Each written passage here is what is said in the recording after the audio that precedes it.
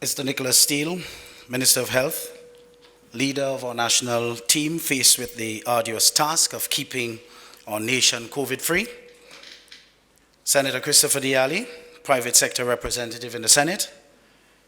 Dr. Mayana Charles, Chief Medical Officer. Dr. Mayana Charles, presenter and panelist. Mr. Burt Patterson, representative of the Grenada Trades Union Council. Invited guests, stakeholders, politicians, in and out, of course, of elected office, wherever you are listening to us today, youth advocates, clergy, members of the Grenada Hotel and Tourism Association. We know you're in the virtual space. What about the vocal anti-vaxxers? We want to include you also because we want you to be part of this conversation today. Civil society, media houses who are carrying this from the GIS feed, other members of the in-house as well as virtual audiences. Ladies and gentlemen, a very good late afternoon to all of you. Now, I am Eddie Frederick, and I am your host for the next 2 hours of this interactive virtual town hall session under the caption, Get Vaxxed, a national conversation on COVID-19 vaccine. We are broadcasting live from the Kirani James Athletics Stadium in St. George's. We are here to talk about the COVID-19 vaccine with our 5 panelists, the audience present, of course, and with all who are listening in the virtual space. This forum presents an opportunity for the Ministry of Health and our guest panelists to answer the public's questions about the COVID-19 vaccine. Today, we aim to shed light and reinforce understanding on the importance of the vaccine, dispel misinformation, and of course, provide a look at the economic benefits of a vaccinated population who stand a better chance of resuming their livelihoods and reigniting an appetite of excitement for life once more.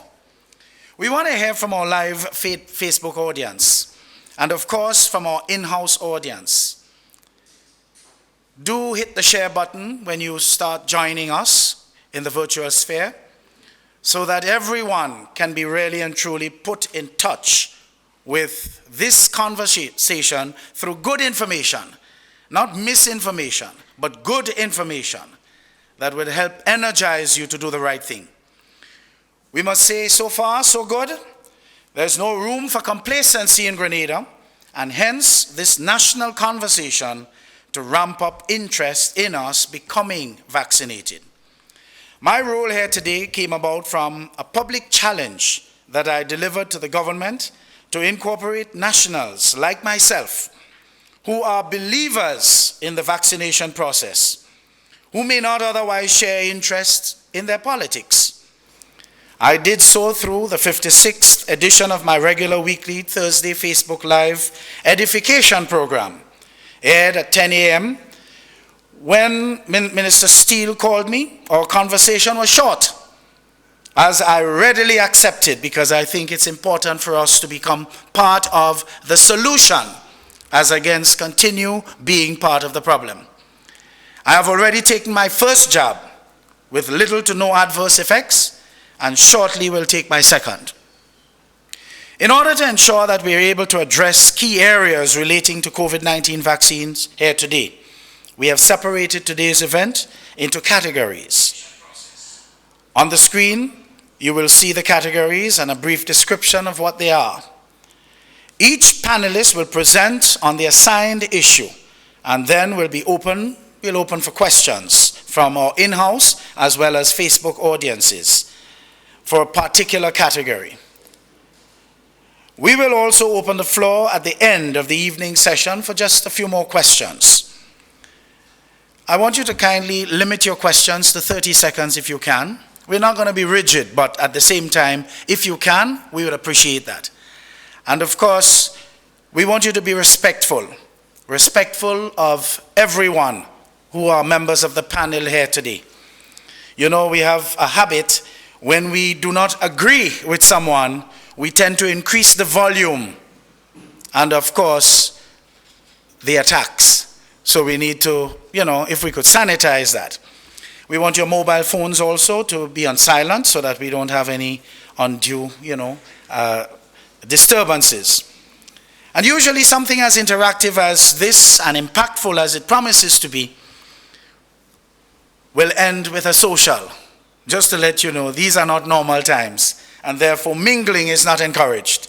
So we ask you to be guided accordingly. I now invite Reverend Prescott to deliver an opening prayer for us. Reverend Prescott, please.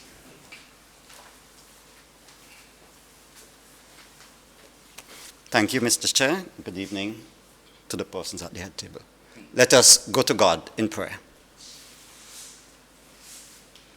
Gracious and eternal God, we praise and honor your holy and matchless name. We give you thanks, O God, for the many ways in which we continue to experience your blessings, for the ways in which you have guided us as a nation through this very difficult and challenging time of COVID-19. Now, O God, we are at a different phase where we continue to reflect on the vaccine. God, we know that there are numerous questions, that there are myths, misinformation. As we grapple with these issues, O God, we pray that through the power of your Holy Spirit, that you will enable us to grapple with these information provided for us in such a way that we can be more informed to make better decisions as a people. God, we give you thanks and lift up to you each person who will present this evening. We pray for those who are listening to us and will share in various ways in this activity. And we ask, O God, that when all is said and done, that hearts will be blessed, that your people will be better informed, and that your name will be glorified in the way that we practice our responsibility towards you and each other. Bless us now. In Jesus' name we pray. Amen. Thank you very much, Reverend Prescott.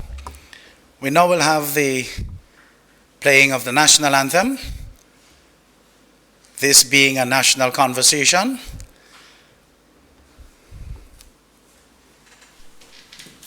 Please stand.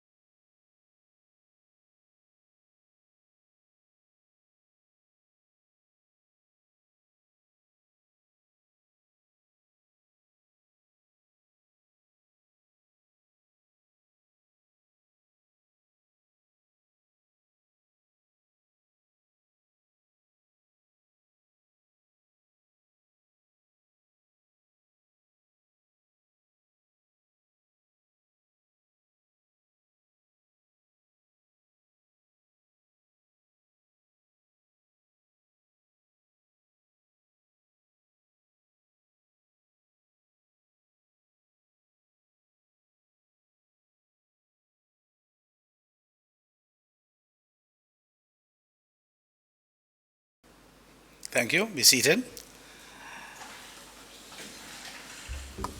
The next item on this afternoon's agenda speaks to our minister giving us some opening remarks. But I think in the interest of the diaspora and our virtual sphere listening or tuning into this particular conversation this afternoon, I give you an introduction to our Minister of Health.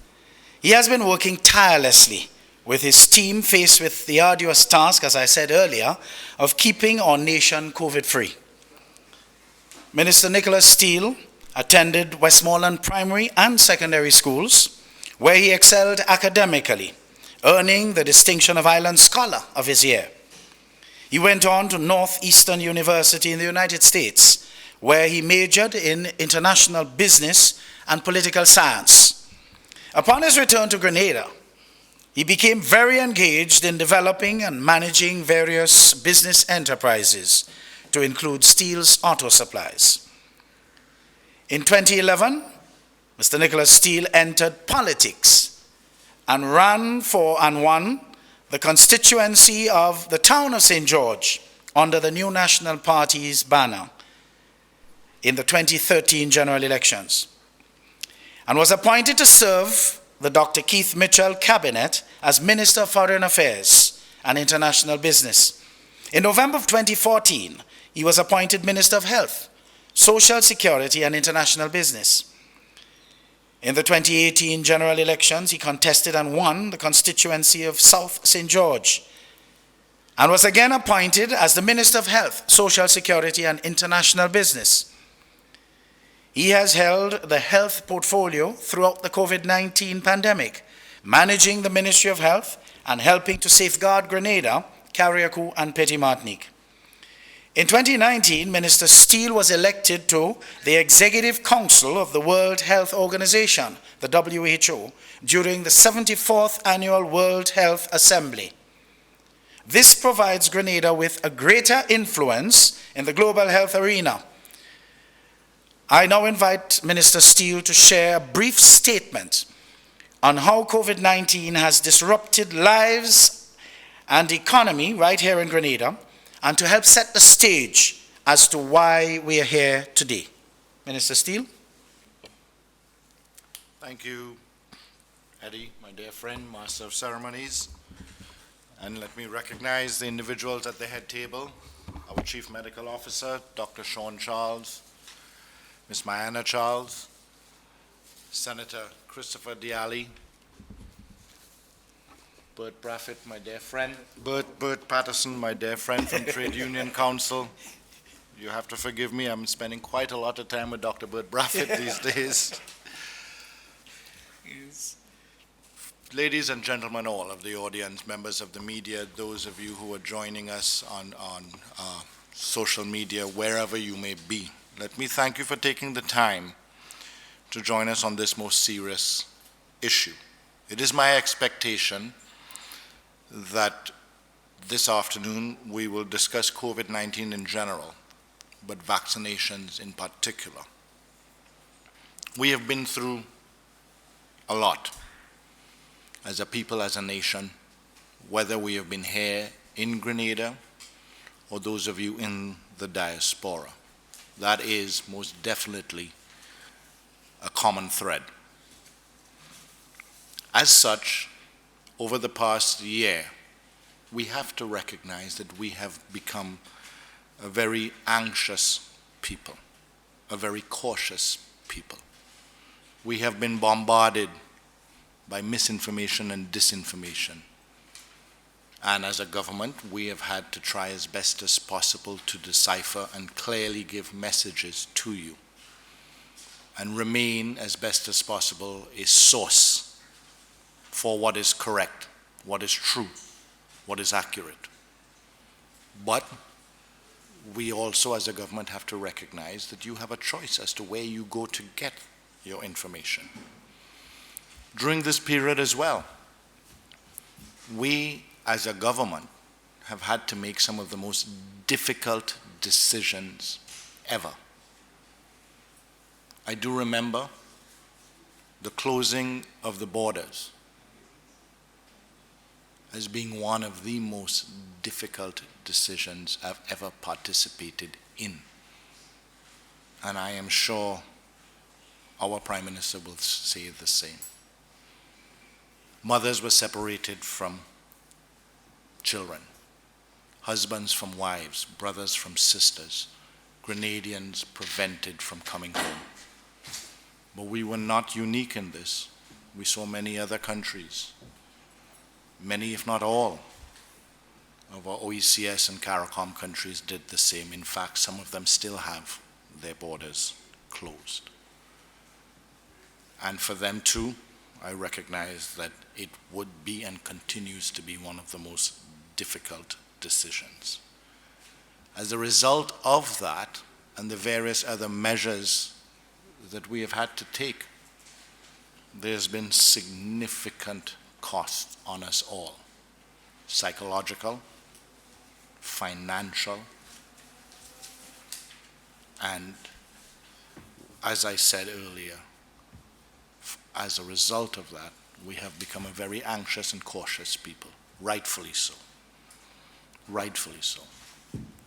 The discussions from then, in March of 2020, and throughout, have steered itself towards the rights and privileges afforded to individuals by the Constitution.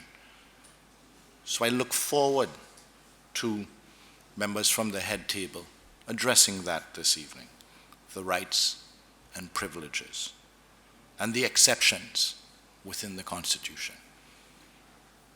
Our Constitution clearly says that we are entitled to certain rights and privileges, but also clearly says, as long as in our exercising of those rights and privileges, we do not affect the public good, and in instances, it also says that we do not continue or cause the spread of an infectious disease. Yes, it is in our Constitution that the rights and privileges cannot be exercised if it causes or can cause the spread of an infectious disease. But throughout this, the fact that it was a difficult decision in March, and most of the decisions we've had to make to curtail those rights have been difficult, we have no desire or intention of continuing with the curtailment of any of the rights and privileges.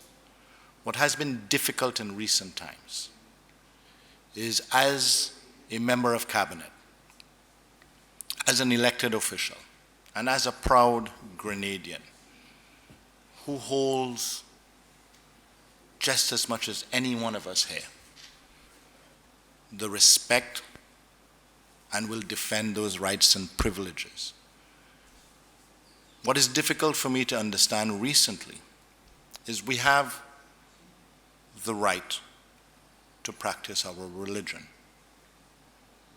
and that affords us that right to practice our religion. In our exercise of that right, we wouldn't contemplate saying the only way to exercise that right is not to practice religion. We have a right to the freedom of movement. There are certain curtailments. We don't walk in the middle of the road.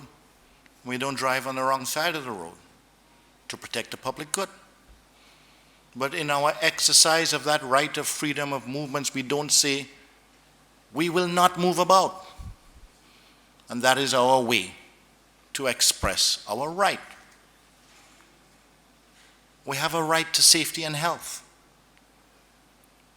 Why would we say that the only way to exercise that right is not to take the measures to protect ourselves? That we won't go to a doctor, although it's our right.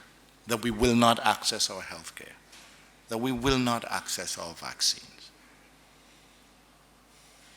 We see many nations trying as hard as possible to ensure those same rights to their citizens that in some instances we may take for granted. We see many nations where individuals die just exercising their right to religion, their right to vote, their right to choose a government, their right to freedom of movement. And most recently, we see many nations begging and pleading to their governments to give them the right to proper health care with respect to this pandemic, to give them access to a vaccine. this government, this ministry has had a tremendous task, where many first world nations has blocked the export of vaccines and made a concerted public effort, saying that they will deny the export so that they can make sure and give their citizens that right.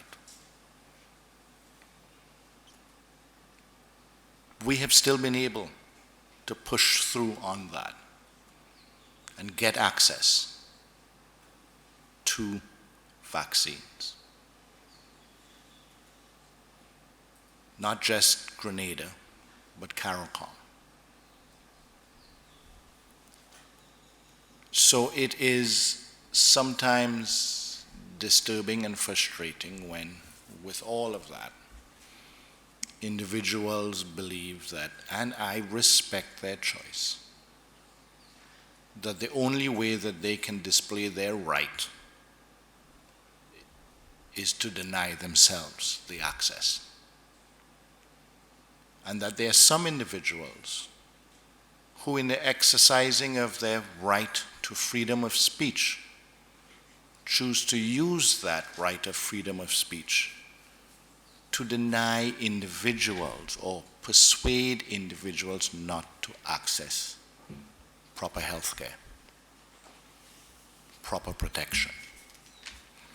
So I hope to see or hear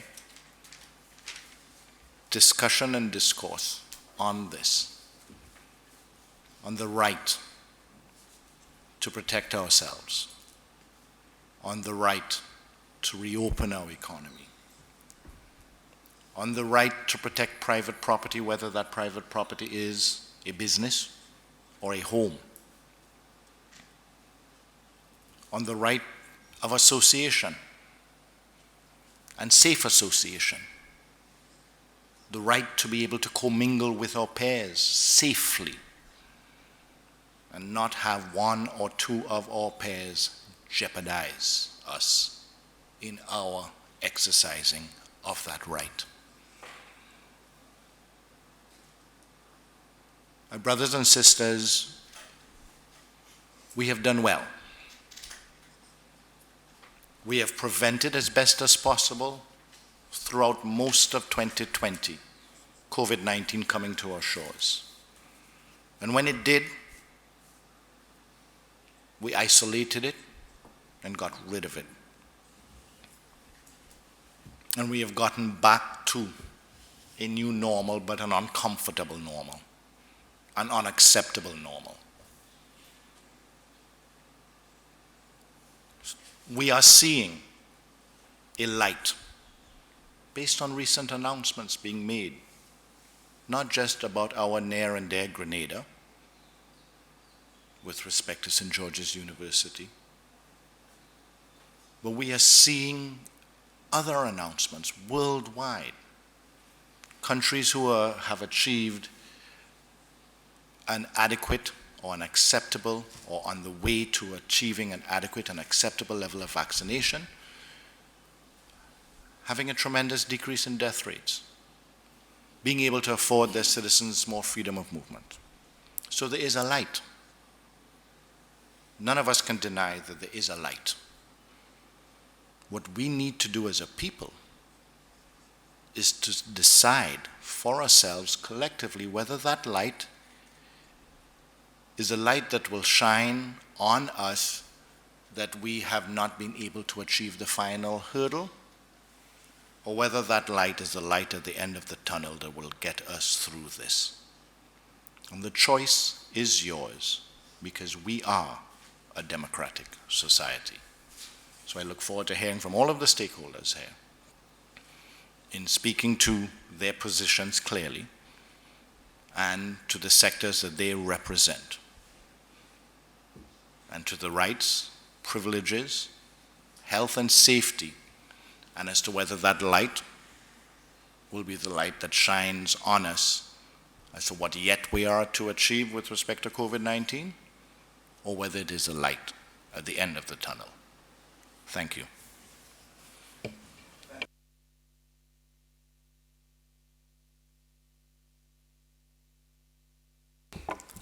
Thank you very much, Minister Steele. It's very good. Your contribution here this afternoon has been somewhat enlightening and very deliberate.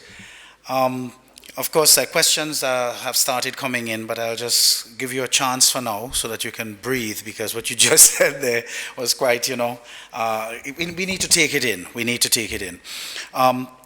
We are moving into a new segment of this afternoon's, the themed segment of this afternoon's session. And we have a presentation from Dr. Mayana Charles, a young professional of whom I'm very, very proud, for the kind of responsibility that she is vested in her, the level of responsibility. I think we don't really expect that in such a young package. Very, very good, Dr. Mayana.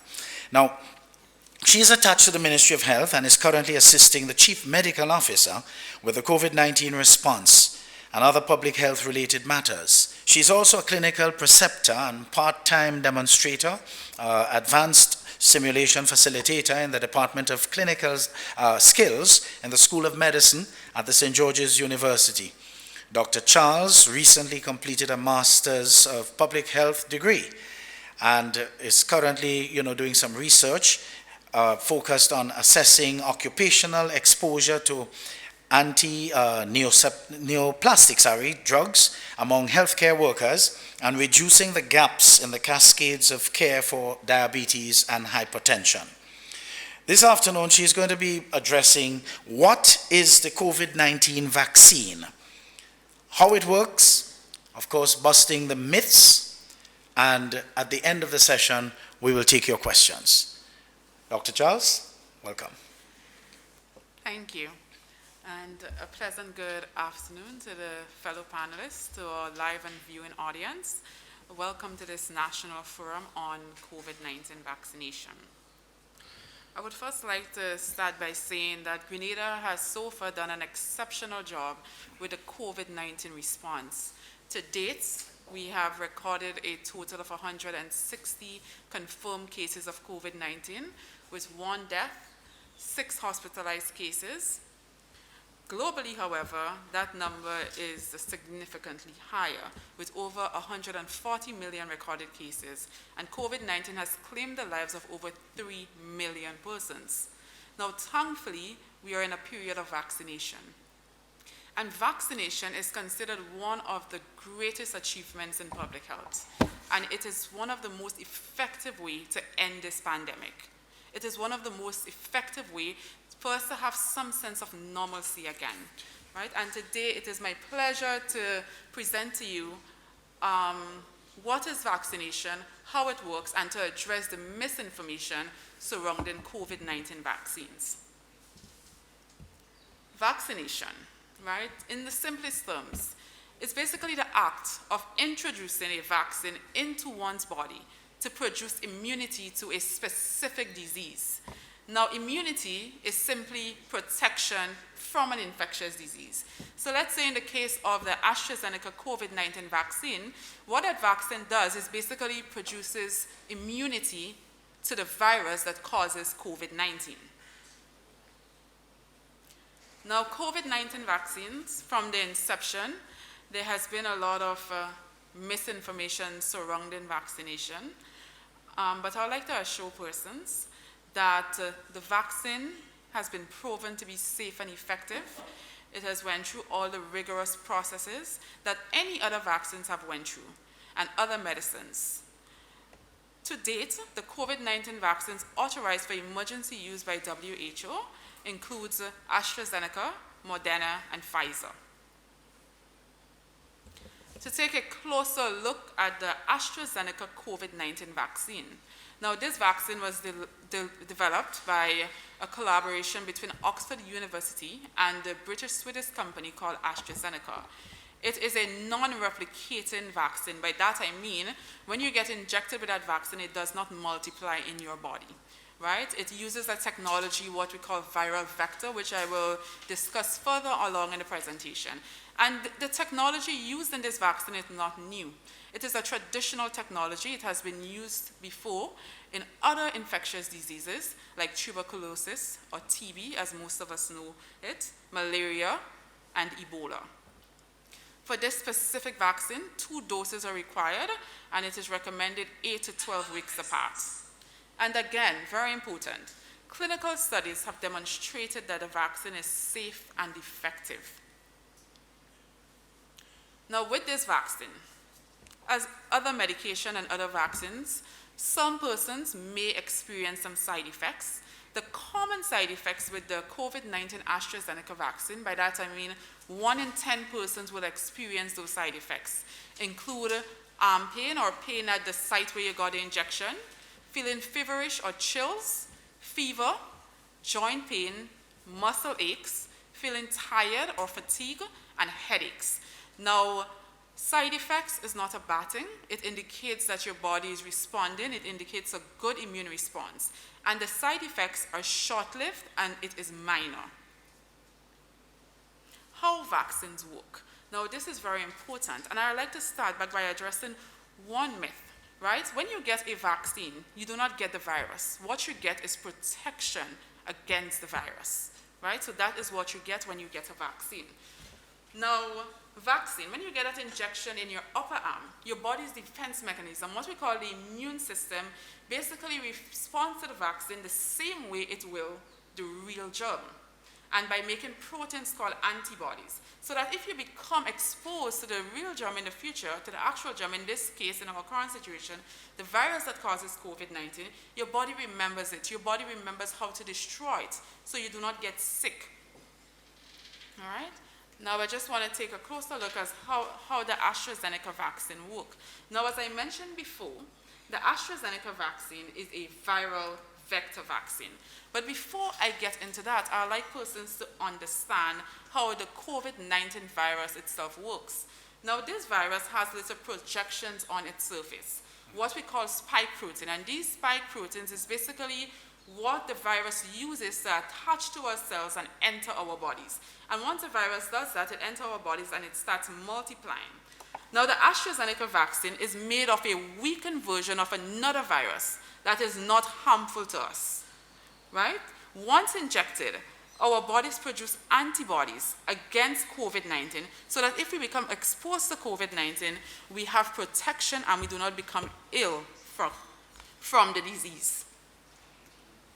Now, AstraZeneca, it typically takes 2 weeks after your second dose for your body to build full immunity against the virus that causes COVID-19. So if you're looking at one person, right, and we're saying the dose is 8 to 12 weeks apart, you're looking at anywhere from 2 to 3 months to develop full protection against COVID-19 with the AstraZeneca vaccine. Right? And let's get down to the brunt of the presentation, which is to address the misinformation that surrounds the COVID-19 vaccines. Now, one of the common ones I hear is that the vaccine will affect your DNA. Now, the vaccine does not affect your DNA. The vaccine does not enter the part of our body where our DNA is stored. Additionally, the vaccine just sends a message to your body to produce antibodies. Right? Once that message is delivered, your body gets rid of it, it destroys it, right? So there's no way it affects your DNA. If you already have COVID-19, you do not need to get a vaccine. Now, for persons who have COVID-19, you may develop natural antibodies, and you develop what we call natural protection or immunity. However, the vaccine does a much better job at providing protection to COVID-19 and developing immunity, right, from the virus that causes COVID-19. So even if you would have had COVID-19 in the past, persons are still advised to get the COVID-19 vaccine, right, because the vaccine does a much better job at building immunity. The rate of survival for COVID-19 is high, right? Now, as I said earlier, globally, they have recorded over 140 million cases with 3 million deaths. Right? And persons are saying, well, the survival rate is high, so I don't need to get a vaccine. My question to persons out there, how would you react? Would you be the 41 million that recovered, the 141 million that recovered, or will you be part of the 3 million that died from the virus? You do not know how your body would react to the virus. Additionally, right, throughout this pandemic, it is a collective of efforts. right? We must protect our vulnerable and at-risk populations. Also, while many may survive COVID-19, there is something called long COVID syndrome, right? Where persons get infected with COVID and weeks to months after infection, they continue to have symptoms. Some persons have memory fog. They have continued difficulties breathing. They have excessive tiredness, right? So all of those things you can get with COVID-19. Another thing, there are serious side effects from the vaccine, right? Now, as I said before, most of the side effects from the vaccine is minor and it is short-lived, right? However, recently, there is now confirmed cases of rare blood clots associated with the Astrazeneca COVID-19 vaccine. Right now, the incidence of that is 1 in 250,000. The population of Grenada is, 110,000?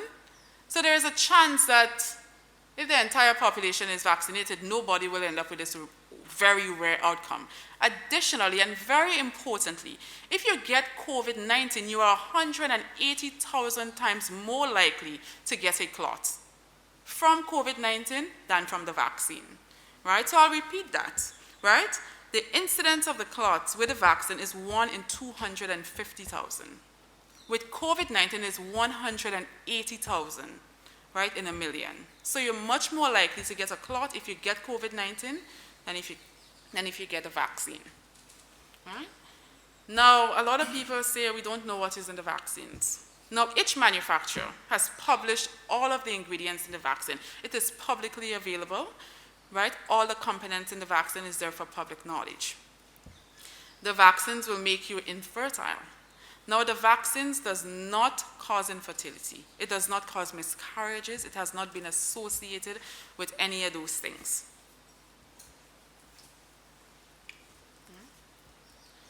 Now, many people like to say there is a tracking device in these vaccines. Now, if the government had to track you, you think they will produce a vaccine, you have your cell phone everywhere you go. You wake up in the morning, that's the first thing you grab. You have it through over the day, right? Why would they need to develop a vaccine to track persons, right? So this is, again, this is misinformation.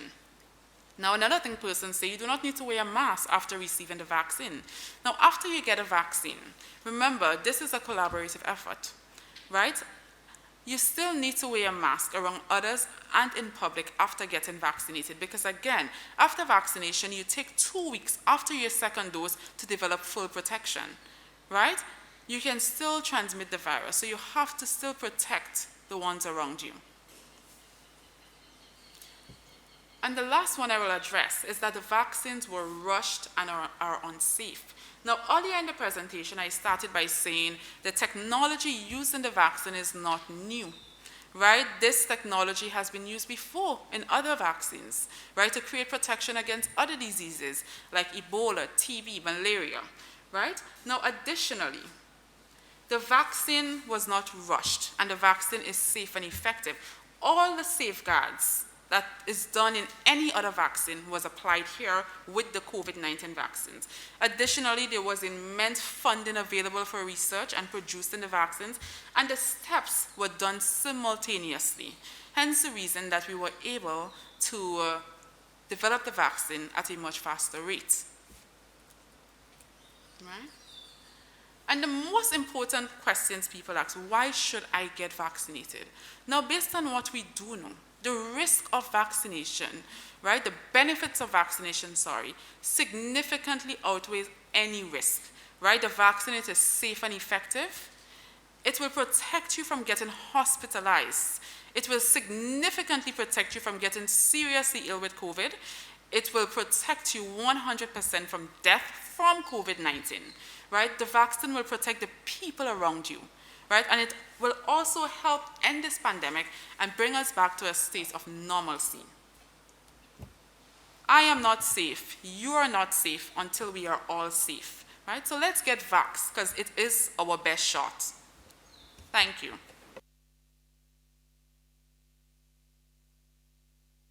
Thank you very much, Dr. Charles. I see a couple of questions here, and as I was actually reading them, you were answering some of them. You know, the issue of fertility, you know, that's a big thing in the West Indian world. You know, people are going to be very concerned about that, but of course you touched it. You also touched on the area of blood clots. So I think that has already been answered. You also itemized the different kinds of vaccine. You want to just go them over again for our benefit? AstraZeneca, Moderna, Pfizer? Go ahead. Right? So currently there are different vaccines on the market that provides protection against COVID-19. The vaccine we use here is the Astrazeneca COVID-19 vaccine. That is what we currently have available in Grenada. It has been granted emergency use authorization by the World Health Organization. It is a viral vector vaccine. Now, Moderna and Pfizer also granted emergency use authorization. They are mRNA vaccines, right? RNA is just basically a fancy word for instructions, right? So with these vaccines, it sends an instruction to your body to produce antibodies to protect you, right? And they are called mRNA vaccines. Good. Do we have any questions from the in-house audience? Any one of you like to ask a question? Because I have a few more. Yes, there's a mic there, sir. You just take the mic and yes, please. That's a question from Reverend Prescott. Good evening, everyone. Let me first express thanks to the Ministry of Health for affording us this opportunity to grapple with some issues surrounding the vaccine. Dr. Charles, I think in your address to us, I think you started by mentioning immunity. I don't know if you could expand a little bit on what immunity really means for us. Absolutely. Right? So immunity, right? Right? Immunity, now our body, right? There is part of our body called our immune system. This is the part of our body that fights infection, that protects us from infection, right? Now immunity, it's basically what you get after you get exposed to an infectious agent, be it a virus, right? As we're currently talking in this case, you get exposed to the COVID-19 virus. You could get exposed to something else, right? Like a bacteria. When you get exposed to something like that, what your body does, it develops antibodies, right? That basically protects you from that infectious agent, right? Now, and that protection is what we call immunity. Right? So protection from an infectious disease or an infectious agent is what we call immunity. There are different infectious agents. In this current state, the COVID-19 virus is an infectious agent. Right? There are other things like bacteria can be infectious agents. So immunity, again, is protection against an infectious agent. What I was getting at basically is, does immunity mean that we will not, or once we have the vaccine, there is no possibility of us getting the virus? Right.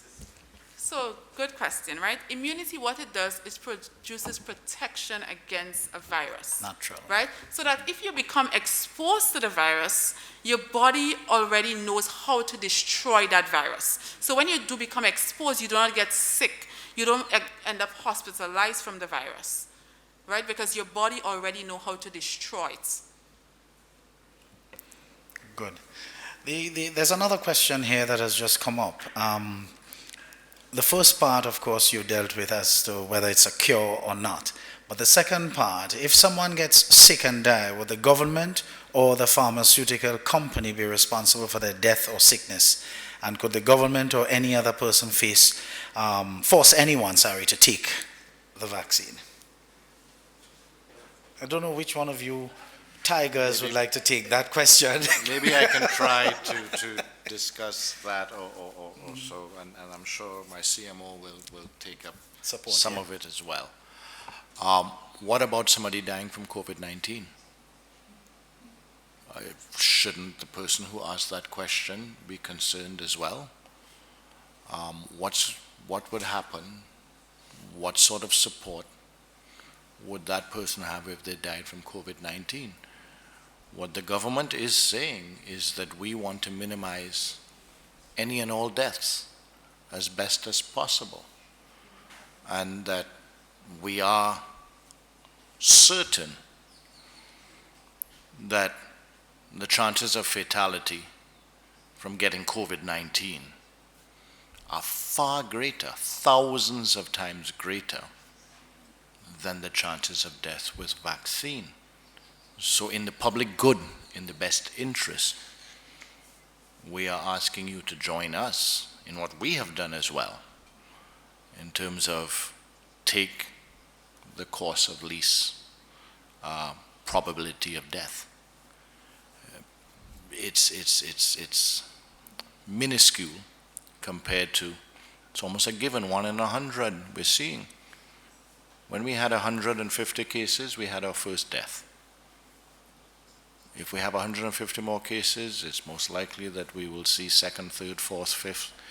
Just do the same calculations for any of the countries that have widespread COVID-19 and be concerned about that as well.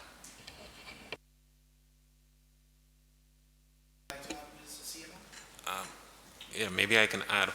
While there is no compensation if you die as a result of getting COVID, I'm aware that there is a facility created under the COVAX mechanism that offers compensation for permanent disability or death following vaccination. Once it is proven to be attributed or caused by the vaccine, that facility is there to offer a one-off compensation to those affected.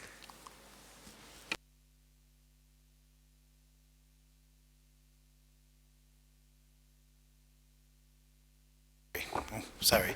There's another question that just came in, saying here, I would like to know if Grenadians can get their vaccine certification or certificate that would be IATA acceptable, and if so, what is the process?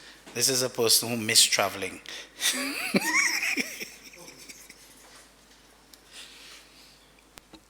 So each nation issues an official vaccination certificate that certifies that a person has received their vaccine. That is what is recognized by IATA.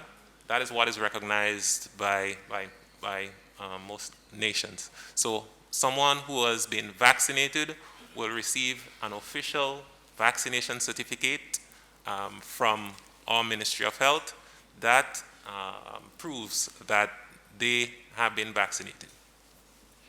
Good. The next question is the public health system here in Grenada capable of dealing with occurrences of rare blood or side effects from the vaccine? All right. So, and I'm happy that I hope rare was in the question because these events are rare. Now, we are learning about these events each day, and the treatment plans for these events are also in development. Presently, what is used are IV immunoglobulin, steroids, and some antiplatelet drugs. These we have here locally. So yes, in the event that there is a rare occurrence, all right, we can also offer the treatment guideline that is currently recommended. Fantastic, thank you. Of course, we're going to end this particular segment here because we have to, in the interest of time, move on.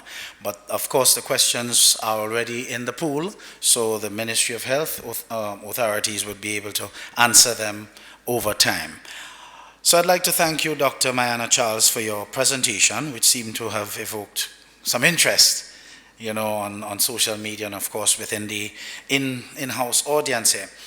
But we now want to move on to another segment here where we're going to be, you know, more or less having with us Dr.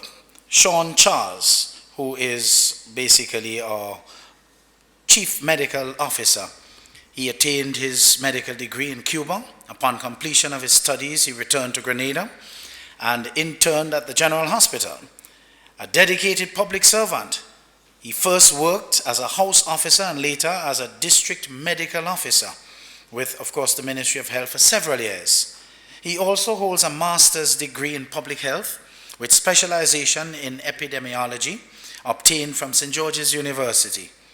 He has held several positions within the Ministry of Health over the years, including senior medical officer and epidemiologist.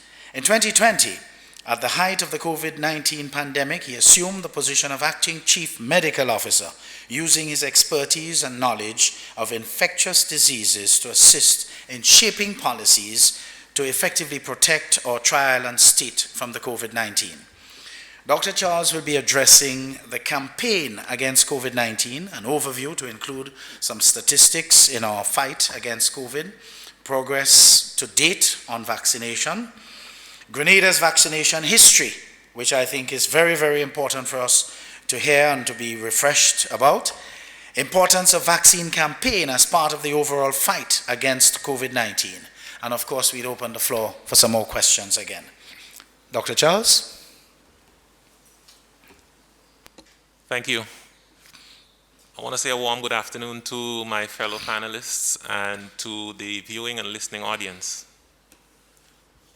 Let me start by saying COVID-19 is a very serious disease. I think sometimes we lose sight of this in Grenada because we are fortunate to be living here in Grenada. Now, this is a disease since its appearance has left nothing but death, destruction, chaos, and economic ruin in its wake.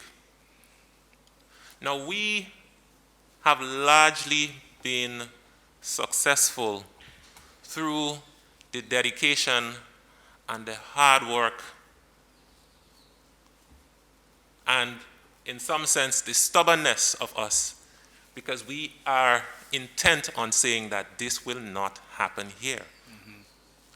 Now, we have employed every available public health measure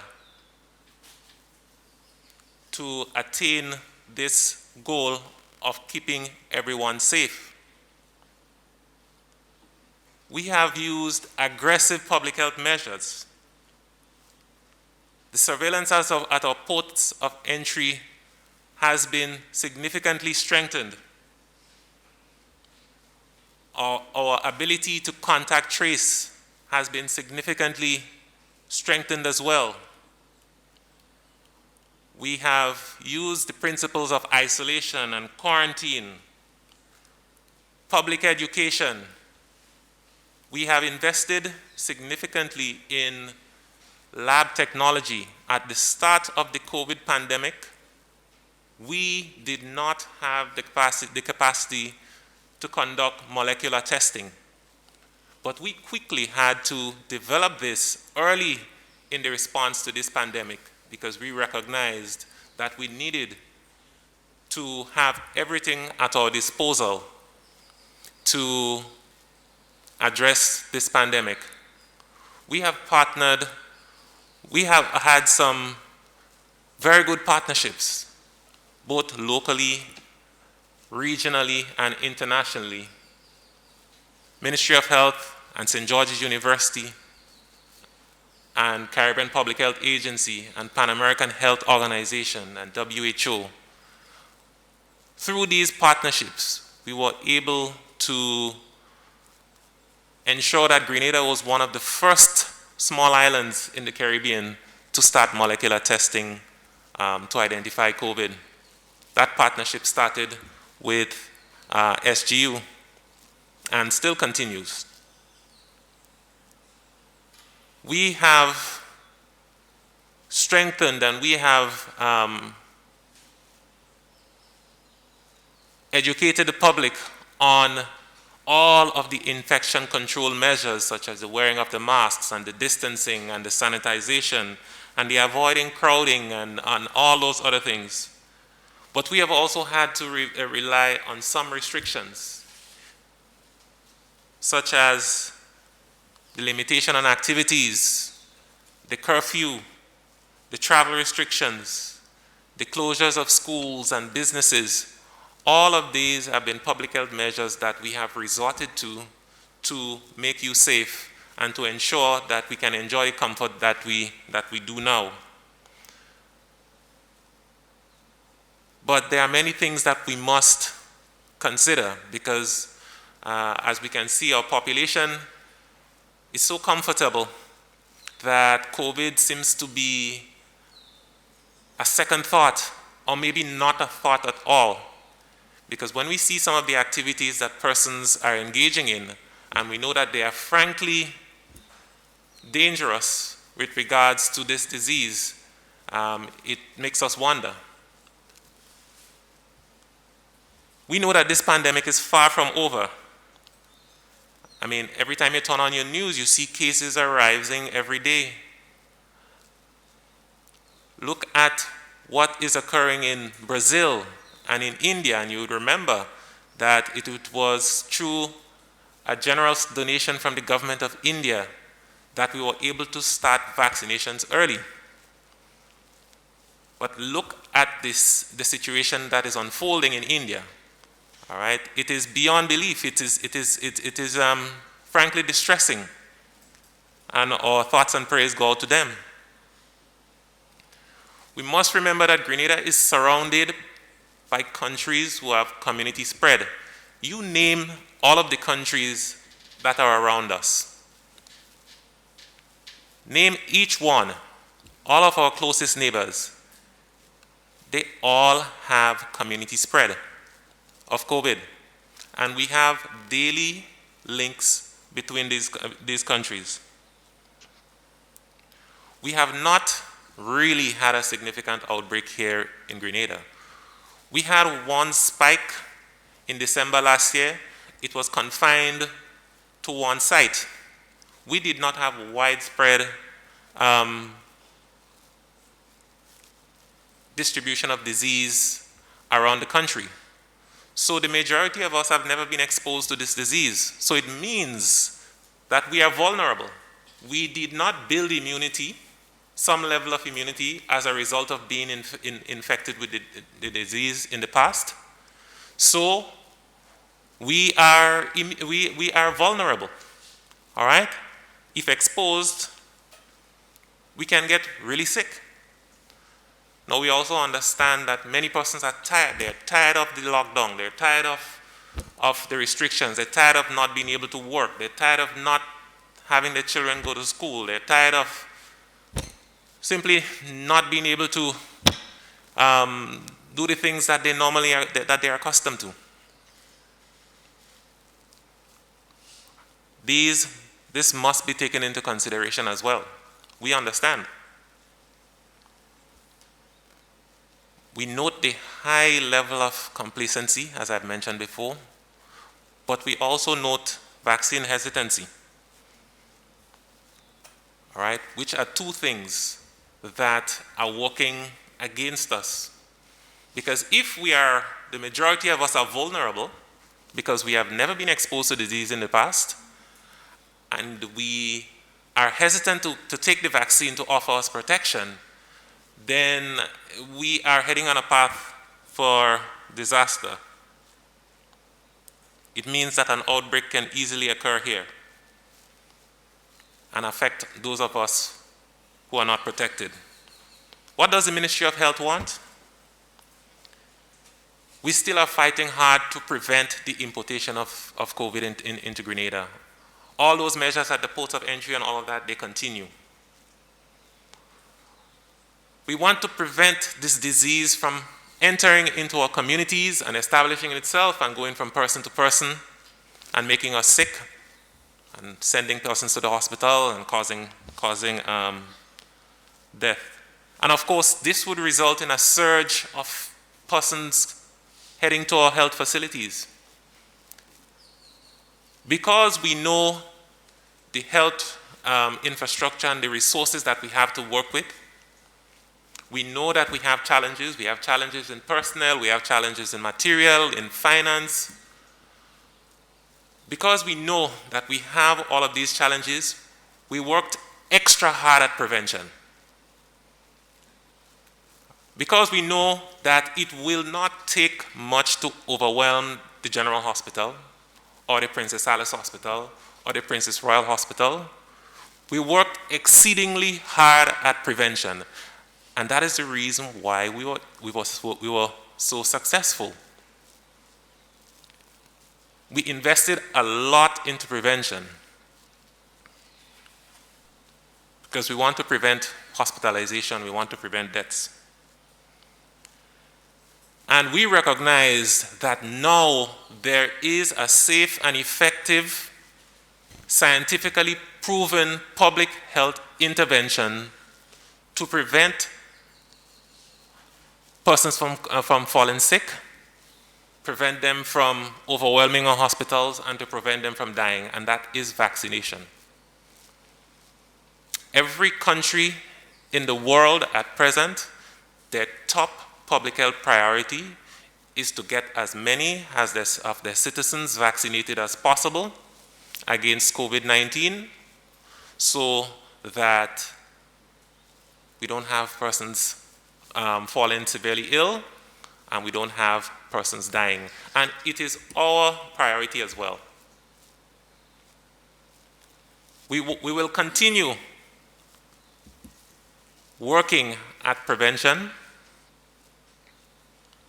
but in addition, we would like to offer protection through vaccination, because we are aware that this disease isn't going anywhere. And new forms, new variants are popping up, and we will be dealing with COVID for some time to come. The only way we can get back to some degree of normalcy is to ensure that the majority of persons in our population is protected, all right, so that we can avoid all the issues that I mentioned with regards to overwhelming our system. Now, with regards to vaccination, we have had a strong history of vaccination over the years. We have been able to eliminate the majority of vaccine-preventable diseases through vaccination over the years.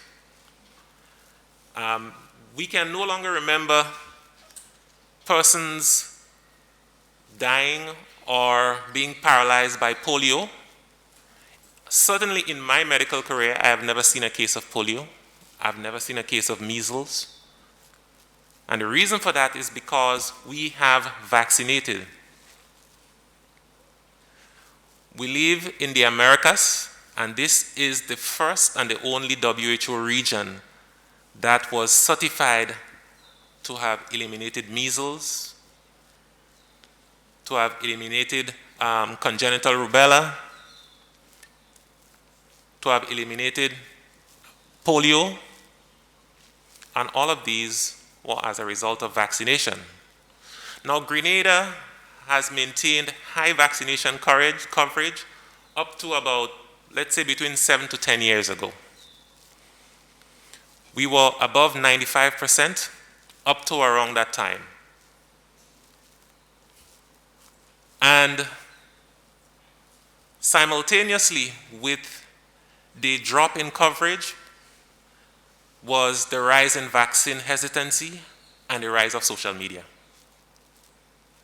So once social media permeated further into our communities, we saw persons' mindset towards vaccination changing. Because whatever influences that they were picking up through these mediums, it was confusing their judgment with regards to the usefulness of vaccination. And this is at an all-time high right now. Most people have questions about some theory, no matter how far it is out there, that came to them through social media. Now, this is very worrying because it is showing us the trend in where things are going. Because as social media dominates persons' lives, they become more confused, more hesitant to vaccinate, and more hesitant to adopt, to make decisions that benefits their own health. And our fear is that we will see the return of many vaccine and preventable diseases. It is right now making our task of vaccinating our population extremely difficult against COVID-19, but it is going to translate in the parent not wanting to vaccinate the child against measles or rubella or mumps or tetanus or polio. And we may see the return of these very deadly diseases. And it may take something tragic for us to alter that path. I really hope we don't get that, we don't reach there. And all I want to do is to encourage persons, really consider the source of your information. The Ministry of Health has one objective that has been there for a long time. It's to assure the health of the population. All right, to ensure your well-being, your biological, your physical, your mental well-being. That is still our goal. It's just that the misinformation is making it harder to convince persons of this. I just want to encourage everyone, think about the sources of your information. Don't make life choices from bad information. Get vaccinated to protect yourself. Because the other option is not getting vaccinated and remaining vulnerable. And it's going to be you and the disease. Thank you. Thank you very much.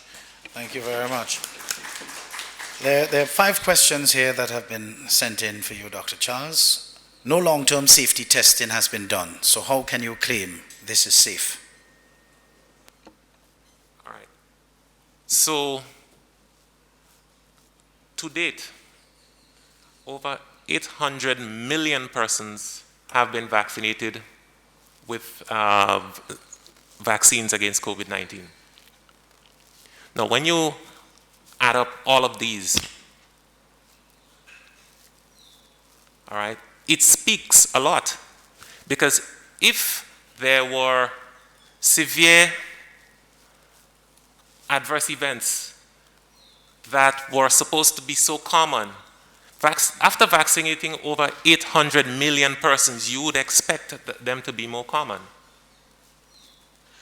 Now, we have only started vaccinating with these vaccines a few months. All right. And, of course, in time, we have already started seeing the benefits from the reduction in deaths and hospitalizations from these diseases. And despite vaccinating such a large number of persons, which is compared to many vaccines that we've been using for years, simply the number of persons vaccinating speaks volumes that they are safe. Because after vaccinating such a large number, you should see, more severe side effects or more adverse effects like the detractors are saying. So these vaccines are safe because we have vaccinated enough persons for even the rare occurrences to become more visible. The next question, people are catching COVID after being fully vaccinated. Can you explain why we should get vaccinated in that regard? All right. So what must be remembered is that when you're vaccinated, it protects you from disease and it protects you from death. Now, I always try to explain it this way. Let's assume that 2 persons are exposed to someone who has COVID and is coughing. Both individuals, one vaccinated, the other is not. Both inhale the droplets with the virus and it gets into their lungs. The difference is when the virus starts attacking their body. The person who is vaccinated, their body is already primed and is able to quickly recognize that virus, produce the appropriate antibodies, and destroy that virus before it can it can harm them. Whereas the person who is not vaccinated, the virus continues to multiply for days up to the point where the immune system is able to catch up with it. That is the difference between someone who is vaccinated and those who are not vaccinated. Being vaccinated does not prevent you from being exposed, from the virus attacking your tissues. What matters is that the vaccine offers protection. It will allow you to quickly destroy that virus.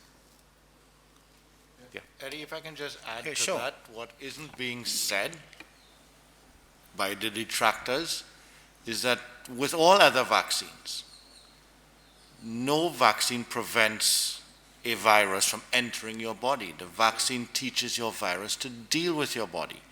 There has never been this level of testing for any virus.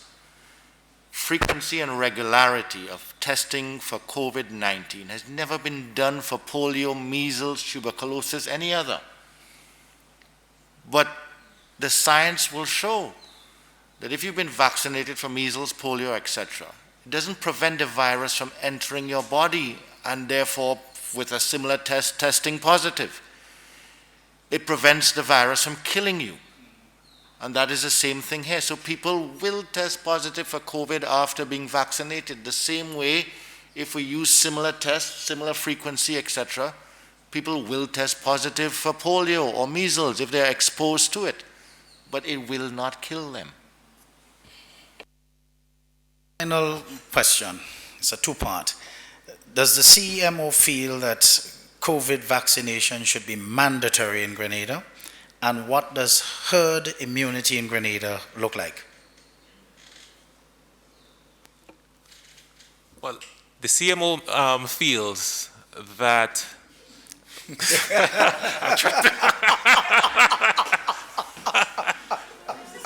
everyone.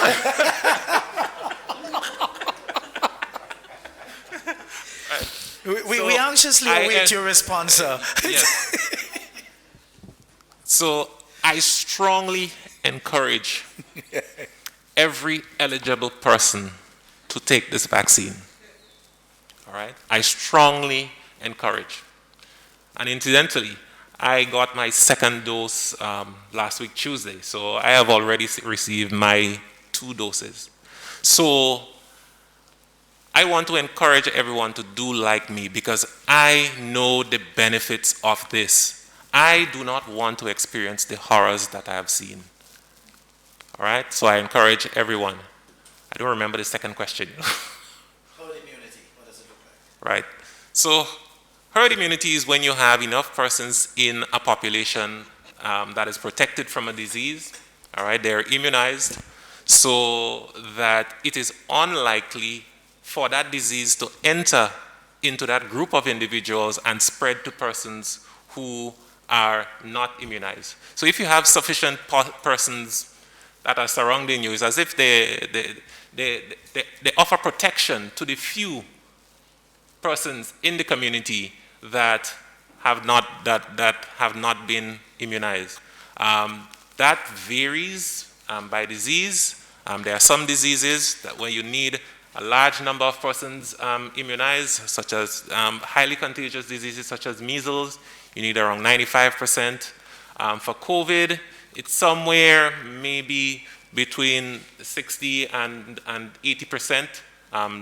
That is still being examined. Thank you very much, Dr. Charles. I find you seem to be a man that's properly qualified for that position and to operate in a crisis environment because you're very deliberate and you have the information at your fingertips and you seem to believe in what you're actually doing there, so that's wonderful. But we have a presentation, a little bit of admonition from Dr. Wendy Grenada, who is a senior lecturer of political science at the University of the West Indies, Cave Hill campus in Barbados. And she's written extensively on politics in Grenada, the Caribbean, and as it relates to regionalism, and of course security. She is joining her voice, adding her voice to the call for us to get vaxxed. So whenever you're ready to deliver that presentation, I'll be grateful. Thanks. Good evening to Grenadians at home and abroad. I bring you greetings from the University of the West Indies, Cave Hill campus, Barbados. This is Wendy Grenade. I wish to commend the government of Grenada, and in particular the Ministry of Health and the COVID-19 Task Force, for organizing this national conversation on vaccination. This evening is about you, the people of Grenada. I commend those of you who have already been vaccinated. I believe you have done the right thing.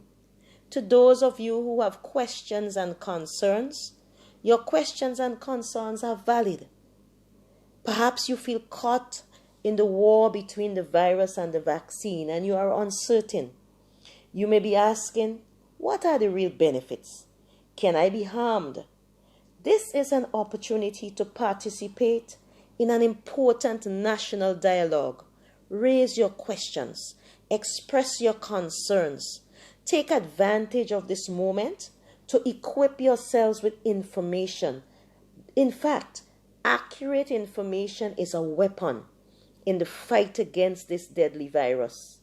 To date, the government and people of Grenada have done relatively well in managing this pandemic. Do not become a victim of your success. Keep the fight going. COVID-19 is still raging globally, and it may be around for a long time. Continue to comply with all the protocols. Wear your mask. It is not yet over, even if it feels that way. The vaccine provides a major layer of protection as we seek to return to some form of normalcy. As an educator, I took the vaccine because I long to return to face-to-face teaching. As Grenada opens its borders more fully, COVID-19 will remain a threat. But we can beat this threat. We should not have to endure the psychosocial effects of future lockdowns. Our children should no longer be denied their education on a continuous basis. Our economy must feel free to breathe again as ordinary women and men are allowed to make a living safely. We can coexist with COVID-19. Let's fight back with facts. Let's fight to preserve the gains that we have made. I wish you a meaningful session as we strive for a safe and healthy Grenada, this country we all love. Thank you very much. That was really a wonderful piece of sharing there from Dr. Grenade. In fact, if we have more independent voices coming out like that, because we really need to whip up an interest in our people so that this kind of taking for granted period that we're going through now, because as the minister said, there are people who are, and even the CMO, there are people who are fed up. We're suffering from pandemic fatigue. Good, to the point where we just, this lockdown. But as Senator Dialli and I were saying before everybody reached here, tell me, we are okay with staying home or being in house from 12 midnight, because where is there to go really?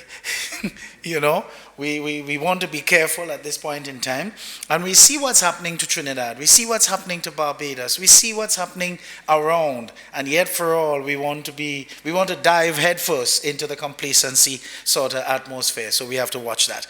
I am pleased to present to you Mr. Burt Patterson, the Grenada Trades Union Council's representative on today's panel. He has spent 25 years in the private sector, 26 years in management of Grenada Technical and Allied Workers Union, TAU, 21 of which he's been a full-time officer at TAU. He's sitting 13 years in the seat of the General Secretary position, 9 years as General Secretary of Grenada Trades Union Council, 15 years on Executive Body of International Union of Food Workers, the IUF, Caribbean Regional Office. Mr. Patterson is a consummate trade union professional. Good. He's going to be talking with us or addressing the issue of COVID and the effects on workers from a GTUC point of view. And of course, we'll take some questions after. Mr. Patterson. Good evening, everybody. To the head table, to the moderator, to our live audience, and also to our electronic audience. The matter here has to do with an obvious problem we have in that enough persons are not being vaccinated. And there are various reasons for that, some of which have been mentioned by Dr. Charles, some of which are not being spoken of, and I think I will want to just delve into some of the reasons why workers in particular are not taking the vaccine.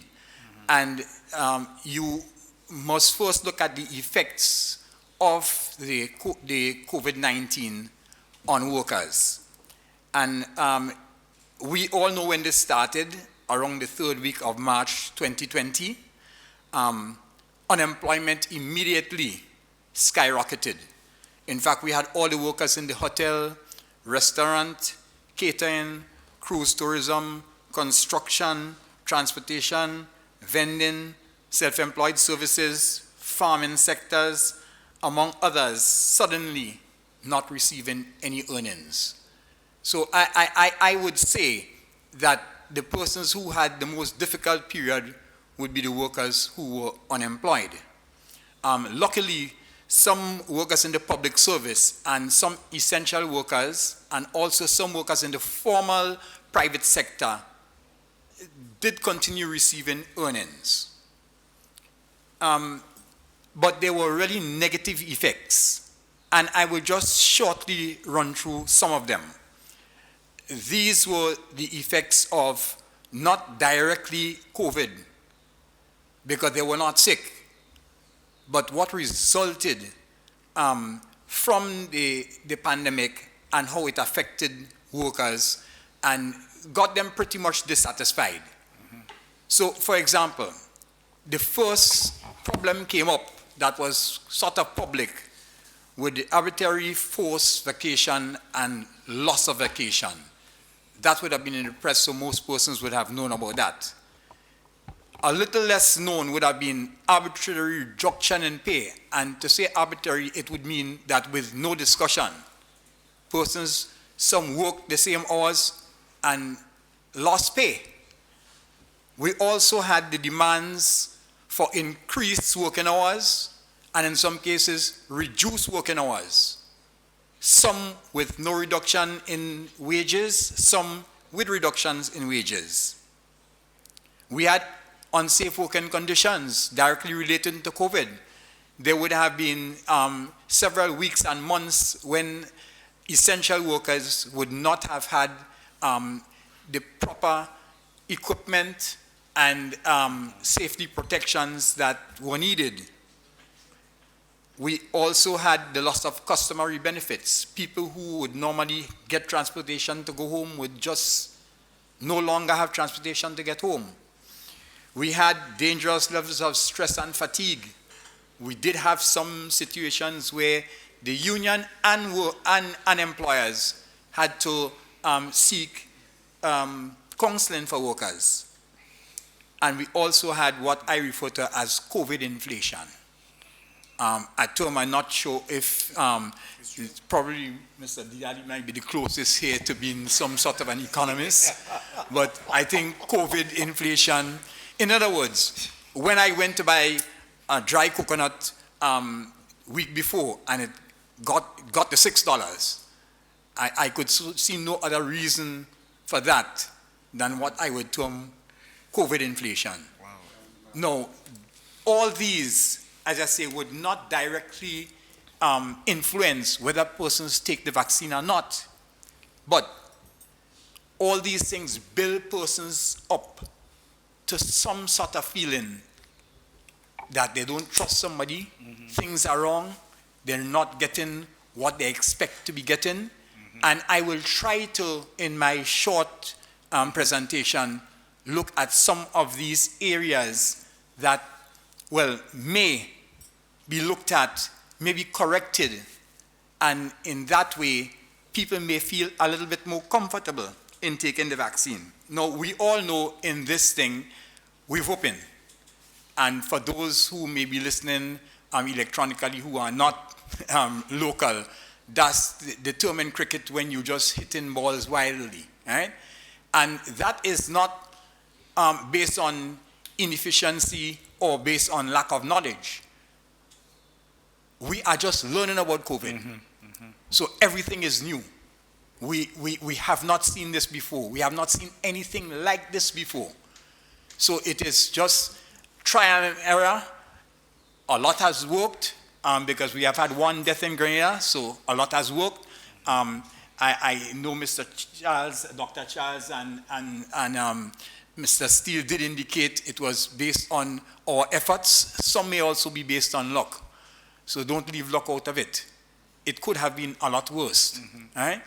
I think that with all the whooping has made some persons, because we have said things in the early part of COVID that we're not saying no. We have said things about vaccines that we're not saying no, due to no fault of the professionals. Right. But the fact that we're in this thing that we've never seen before.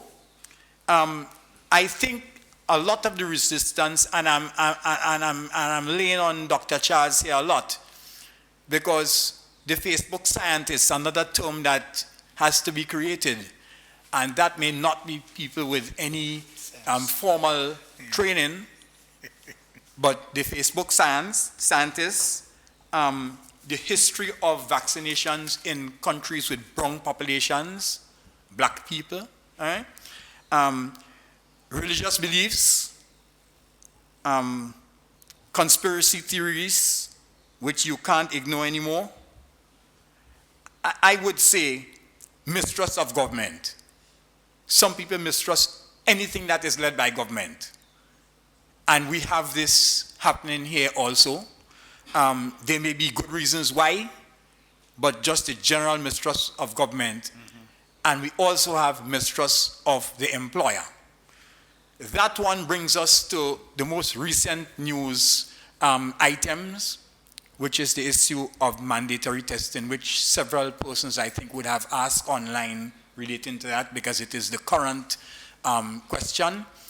Let me say I am not claiming to have any expertise in this area, but what I can definitely say is that my constitution, which I've always walked with in my bag, right, does indicate that I have a right not to take the vaccine. That is a right that I have under the Constitution. There are conditions under which liberties like that can be taken away in times of crisis. This may be one of them.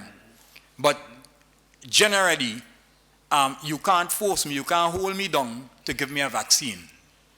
Now, the other question that comes up in my field is, if I refuse to take the vaccine, can I be dismissed?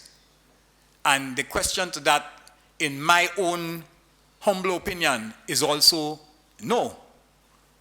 It may mean, as one employer has said, you can't enter my premises. Because an employer does have some right to say what people can do. You can't come into the employment naked. You can't come into an employment drunk. And some employers may be able to say that I can't allow you into my premises. The issue of dismissal, that one is a lot more technical, and we definitely don't have the time to go into that right now or today. Let me say that has been discussed. You would note that my mask is from the ILO. We have tried to get all these answers from the ILO. They're also open. We've tried to get it from our local lawyers. They've open. We've tried to make it up as we go along. We've open. So those questions are not clearly answered because they're very new questions and all the think tanks are working overtime on them. But I think the issue is how you present things. So if we have an employer going on air, going on radio and saying, you must take the vaccine, that doesn't go down well. That does not go down well. Some employers have done it the proper way. You can't force that. You cannot, that is like forcing someone to have sex. To me, that's like rape.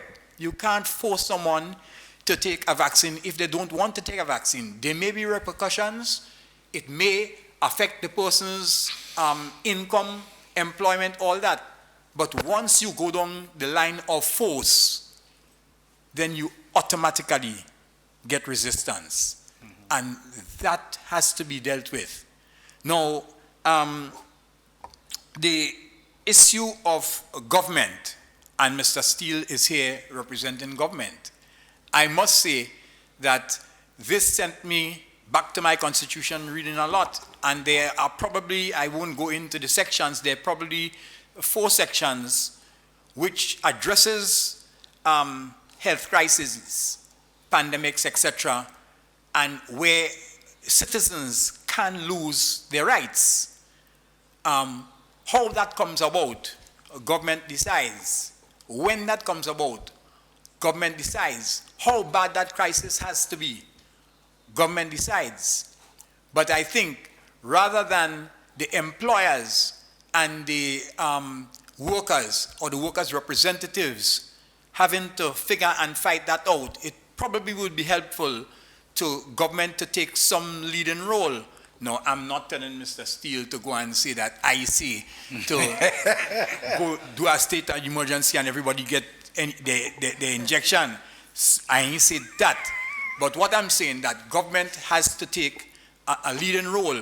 I understand that there may be some resistance and government is somewhat quiet on that because it is a hairy subject. Mm-hmm. It is a subject that can in fact have political consequences. We have seen that through this pandemic, which started officially in March last year or February last year or whenever it was declared so by the WHO, we have seen how political questions have influenced government's application of what needs to be done. We've seen that in the US, the biggest one in the news. We've seen that in Brazil. We've seen that in China. In fact, if it were not for political considerations, we all would have known about this virus long before we knew about it from China. And that was because of political considerations. So the political considerations are here. They are here in Grenada, right? And I believe that we have to treat this matter honestly. And honestly means touching the dirty end of the stick if you have to.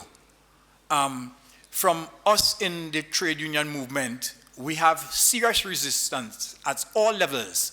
I must say, my Thursday meeting of my organization, the TUC, went into the late hours of the night, and the meeting is not yet finished on the same question of mandatory testing.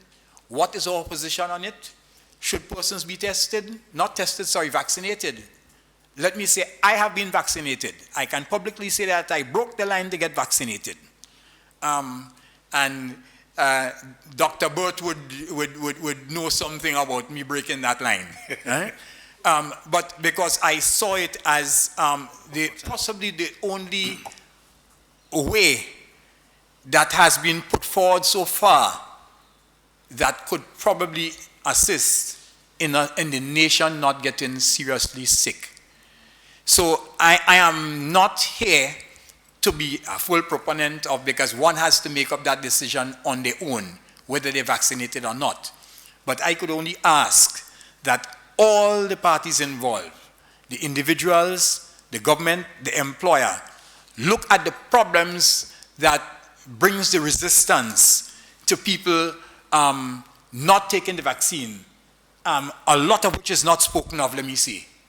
A lot of which is not spoken of, but that is the important factor, That is the factor that has us here today, that enough persons are not confident or not frightened enough, possibly, to go take the vaccine. So I would end here. I have not finished close to my whole presentation, but I know time is on us. Thank you for listening. Wow. Quite powerful, and very honest too, and soul-searching, because the mere fact that the verb whooping should come up here, and I think everybody on the head table will agree, because this is new. Nobody ever anticipated a pandemic. Epidemic, yes, not a pandemic, especially one that shows itself as totally invisible. You don't know where to find it. You don't know where it's coming from. But of course, you know, its effects in the wake of its passage or its continuous movement really and truly could be devastating, because $6 for a coconut, that's a healthy coconut. Good, but I'd like to thank you, Mr. Patterson. The questions that came in for you, though, were basically answered as you went along. So, you know, there's virtually none for you. But I'd like to take this opportunity to invite Senator Christopher Diali, who is actually waiting in the slips there, to come in with his economic fallout due to COVID, sectors most impacted, and our best shot at rapid economic recovery. Of course, Senator Diali has been the managing director of Sissons Paints Grenada Limited for the past 25 years. He's a chemical engineer by profession with a solid background in accounting, business, and of course, finance. So, Mr. Patterson, you were correct. Senator Diali has been successful in guiding the company in achieving the Grenada Chamber of Industry and Commerce's Manufacturer of the Year Award in 2018. Mr. Diali has served on several boards in Grenada and currently serves on the Board of Citizenship by Investment, the CBI, and as a private sector representative in the Senate. A past president of both the Grenada Employers Federation and the Grenada Chamber of Industry and Commerce. Mr. Diali continues to advocate on behalf of the interest of the private sector in many areas of concern. Senator Diali, take it away, sir. Thank you, Mr. Frederick, and good evening to members on the head table and to our audience as well, on social media and virtually. So, you know, my presentation is going to center around the economy, and the good thing about going last is that you hear what everybody has to say, so you can know how to structure yours. But I want to also share the opinion that, you know, all of us in the private sector and in the public sector to a great extent never understood what pandemic was. So when I heard Burt talking about VOPing, we certainly VOPing in a lot of areas. All age health and safety principles, policies, and protocols that we have had never had to deal with pandemic. A lot of us in our life would have talked about epidemic, but never understood and probably never knew what a pandemic in its real sense could mean in terms of how it really affected people's day-to-day living and your economy as a country. And you know, that with COVID has certainly brought us to a new reality in how we function and how we operate, both from a business point of view and both from a country's perspective economically and as individuals. And in Grenada's unique case, I certainly share the view that our success is also working to our disadvantage. Because think about it. If you were living, I think recently in New York, they had a service for the Grenadians who died in New York, and it numbered hundreds just in New York, just in the Brooklyn area. If we had hundreds of Grenadians dying here in Grenada from COVID, trust me, we probably have had herd immunity already and people lining up to get vaccinated. So it is one of those things that we really have to think hard about. What is economic fallout? Well, the greatest economic fallout is loss of jobs. Burt mentioned that. What has happened with that?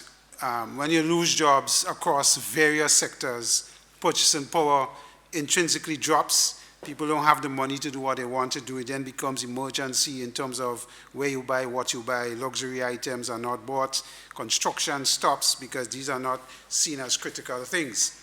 That happened in March of last year. And when that happens, immediately the revenues of our government will drop significantly. Our government gets the majority of its revenues from cross-border taxes and local taxes. And when that happens, obviously government loses revenue, and then government gets challenged. How to pay wages, how to maintain social programs, what do we do, where do we put the priority? And then here comes Ministry of Health with all the other sectors that we have to deal with and problems in other sectors, saying to the government, here, no man, we need plenty of money. Because we have to effect all of these protocols, we have to manage what happens in health and ensure that these things don't explode. So the immediate thing for us is reductions in revenue across almost all the sectors that we traditionally know in our country. And then there is a multiplier effect looking ahead. When companies that I manage will say, we make no profits in 2020 because we had a lockdown, people ain't buying paint, they ain't doing this, they ain't doing construction. Government depends on us paying taxes up front. But when we put our tax returns in at the end of March of this year and we show we make a loss, we ain't paying tax for a long time. Government revenues for 2021 from us, from corporate taxes and other taxes, will be significantly down because it's 1 year late. You pay up front and then you put in your taxes, and when you show your real situation, all the monies that you pay up front have to be credited back to you. So you have no real monies in cash coming to government. So there's a long-term effect going forward for government revenues. So all of that leads to issues of how we do and how we manage funds going forward. And then the government still has to deal with social programs, still have to fix roads, they still have to deal with all of these things. So it becomes very difficult economically. Again, one event, one little disease, as Mr. Frederick said, invisible, would have put us to our knees. None of us could have estimated that could happen. Then let's look at the sectors. For us, in Grenada, education services is a critical sector. That is SGU. That accounts for, some economists will tell you, 20 to 25% of what we generate as national production, or GDP. And in just that services sector, being such a major contributor to the economy, there is the other subsectors that it works towards. We have retail, supermarkets, what happens there when students are not here. The accommodation sector, rentals for homes and apartments, rentals for little motorbike, rentals for cars, all of that. You have a major spin-off effect. Then you have support services. What happened when there are less students in the economy? Because all the students does to our economy is swell our population. They swell the population, they create more demand. And once you create more demand, there's more money spending, there's more money in the economy. So once you lose that, a significant of your money comes out of the economy. Then let's talk entertainment. We have entertainment. The artists will tell you they complain bitterly that they can't do anything. Bars are closed, restaurants are closed, hairdressers, nail people. The ladies know that well. They have to go, they want to go to a little fair, they want to do something, they go and spruce up. All of those subsectors through the entertainment industries would have entertained significant cuts. Some of them have gone under. There is nothing coming to these businesses to do anything. So some businesses in our country, small and micro, would have died because of the COVID situation. And what happens to the people that used to be employed, 2-3 people in the rural economy, and what has happened to them? Government, loss of revenues, can't support everybody. They can't. That's just the reality. And none of us prepared for that in any big way. Then there is tourism. I think Burt spoke about tourism to a great extent, and how vast and wide, and the trickle-down effect, meaning the tourist dollar reaches the very basic person that earns in our economy. Vendors, taxi drivers, tour operators, hotels, Airbnb, small properties. It is significant. And that would have been almost totally, if not totally, obliterated. And then, what is the long-term effect? It poses a challenge for how these hotels may be able to stay open. A lot of our properties are in debt. We can't pay the banks. What happens here? Do we foreclose? Do we, what is happening? And then, of course, we laid off people. Would we be able to find them when we do get back to rehire? We have spent thousands and probably millions of dollars in training, specific training for people in that sector. Would we be able to find them after we normalize to some degree? And how do we do that? The financial sector, our banks, what has happened, right? If people can't pay their mortgages, we have given moratoriums, but that could only last for so long. We need to get our people back to work, back to servicing their debts and other things. So the financial sector also would have been challenged as well. Let's look at agriculture. What has happened to agriculture? We have had a lot of farmers who would have supplied to the various sectors, supermarkets, hotels, but we don't have the volume of people to consume anymore because we have lost people through tourism. When our cruise ship pulls up and when we have people in the hotel sector, it swells our population, as I said before. If we don't have them, we don't have the mouths, we don't have the people to feed. Our farmers indirectly get affected. Where I used to sell 100 pounds of tomato every 2 weeks, now I could only sell 50 pounds or probably less because I just don't have the people to consume. And then the farmers still have the field of 100 pounds of tomato coming out. They can't just cut down all the tomato tree. So we have those challenges that will come, and the issue becomes how we deal with it. The fishing industry as well, chicken, all of that, where we have farmers in those areas, will be challenged because we just don't have the level of mouths and the spending power in the economy to deal with it. So what is the best shot at rapid economic recovery? Well, you know, in any situation that you have in life, if you were to come into my business and identify a problem, and you said to me, you know, Mr. Diadi, the floor is, when it's wet, it's slippery, you could fall and break your back. I have to find a solution to the problem. The solution to the problem is either put up a sign indicating that it's slippery, or make sure when I'm mopping, you know, nobody coming in the building. So I reduce the risk, or almost eliminate the risk. I think it's the same thing with COVID and vaccination. The best and quickest way to get to this problem is, of course, to get vaccinated. Because why? It provides us with a solution of the problem we have at hand. And when you listen to all the issues that have come up on why we shouldn't be vaccinated or be all the anti-vaxxers, both touch on quite a few of them. And yes, I believe the major issue is trust and how the information is sold. I don't think none of us in the private sector would say to our employees, if you don't get vaccinated, we send in your home. I don't think there's an option for us, because as people, we spend a lot of time and money to train, and we need them to execute. Our staff is our greatest asset. We can't lose staff and expect the business to continue. That is the reality of it. But the other reality is, none of us would bring on people into our businesses who pose a risk and who can endanger what we have. You could bring it to your home. If I am home and I have 2 AC units that need to be serviced every 6 months or every whatever, I don't want somebody coming into my home to service my AC units that will pose a risk to me and my family, whether it be COVID or not. It might be something else. Take the flu. When we get flu, you know, after every carnival season, we just have this flu or that flu that we name. You don't want a man with a flu, a man or a woman, who coughing, sneezing, and sweating, coming in your place to do anything. You will tell them, boss, stay outside until you get well. You will come back another time. It's a similar thing when we talk about rights and your right to be vaccinated or not. You have to exercise those rights with a certain degree of responsibility. The rights don't come without responsibilities. I could claim my right, but I must claim it understanding when I claim it in one way or the other, it has an effect on somebody or the other, and I am responsible for that. I cannot absolve myself from the responsibility of exercising my right to make a decision one way or the next. And it's the same thing that operates for us. So getting back to rapid economic recovery, what we have to highlight, we need SGU back as quickly as possible. Is the government working on protocols on how we could get them back here and what is to be happen? They have recently announced that that is something they hope to start happening in August, September.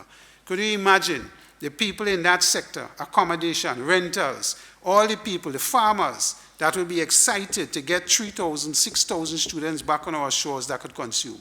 That is a big thing. That is not a little thing. Service providers, that is going to, as we get vaccinated and we get to herd immunity, that is a major thing. As we open up our hotels, those are areas that we have to continuously see how we could get ourselves to the point where we could say, listen, we are ready and we are ready. And you know, in the discussion of COVID, when we started March last year, there was this conversation about lives versus livelihoods. And how do we balance it? I obviously took the point that lives was more important than livelihoods. But at this juncture where we are in the crisis and this pandemic, we are now giving us an option to say we have something that can bring livelihoods back and ensure people's lives get to a point of normalization. We cannot mandate people to take vaccines. I wouldn't support that. That is your right. But you also have to see the right on the other side. I could refuse you coming to my space, my private and personal space, if I think you will endanger me, my life, and otherwise. And we in the business community have started seeing that. We have gotten, in my business, where I supply paint, we have had letters come to us from other business facilities that have said to us, we would not want our employees to come on their compound, or employees to go on their compound unless they could show proof of vaccination. Now, the question becomes between Burt and myself, how we manage that. I have frontline staff that may be hesitant to take a vaccine. If one person doesn't take the vaccine by choice, that is his or her right, what does it do to the contract of employment with me, which is managed through a job description, which describes what are your duties and activities you have to do when you come to work with me? How do we deal with that situation? It is not a simple answer. We have to have discussion.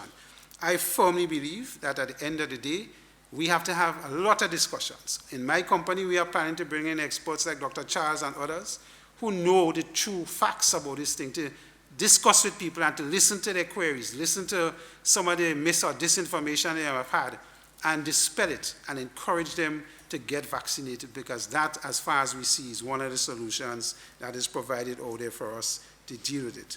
And let me just add, before I close, that on top of the COVID crisis, we now have the hurricane season 6 weeks away, right? Starting in June. And it is predicted to be above average. Now, could you imagine, we have a situation where we have to put people in centers, what do you call the centers? Shelter centers, and you're not vaccinated? The chaos that will come, and the more stress on Dr. Charles and Ministry of Health. But if you're fully vaccinated, it is easy for you to get into those shelters and not have to deal with the COVID problem on top of, if you were to have some situation emerge in the hurricane season. So it is vitally important that we think ahead and be proactive in this situation and get ourselves ready for any eventuality that may come up, and pose out to ourselves further restrictions on how we conduct ourselves and our livelihoods. So I encourage everyone to think hard.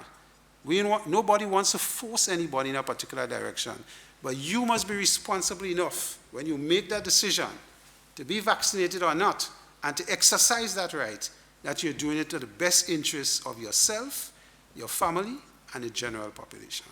Thank you, Eddie. Wow. Fantastic. Fantastic. But he just had to try to be better than you.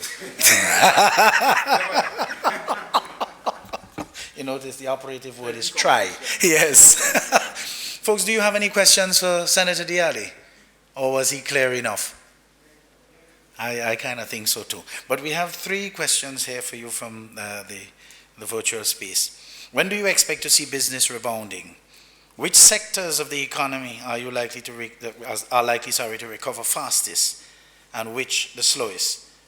They anticipate some clairvoyance here. Yeah. Well, I think the sector that is really doing well now is construction. The government have invested a lot of work in the public sector investment program. So we have a lot of people in the construction sector that is doing well. For 2020-21, the first quarter of 2021, I think, saw good progress in the construction sector. So that one is going to come back fastest. And of course, it is always one that have been cited for short-term recovery, the construction sector, because of the level of employment we can generate in that particular sector.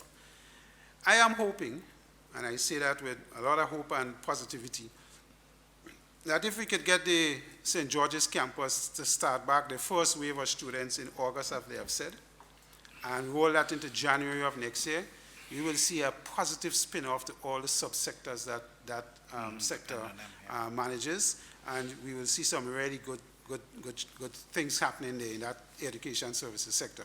Tourism is one that I believe is going to take a little longer to come back, because it's more complex in how we deal and what we do in terms of exercising of the protocols and the management of it as well, as we open up our borders and we accept flights from people internationally who may come in. You hear talk now about England having a green pass, a vaccination passport, and we have to now set protocols that could protect ourselves and create some incentive to open up. So I believe that one will be a little more delayed, as well as cruise tourism.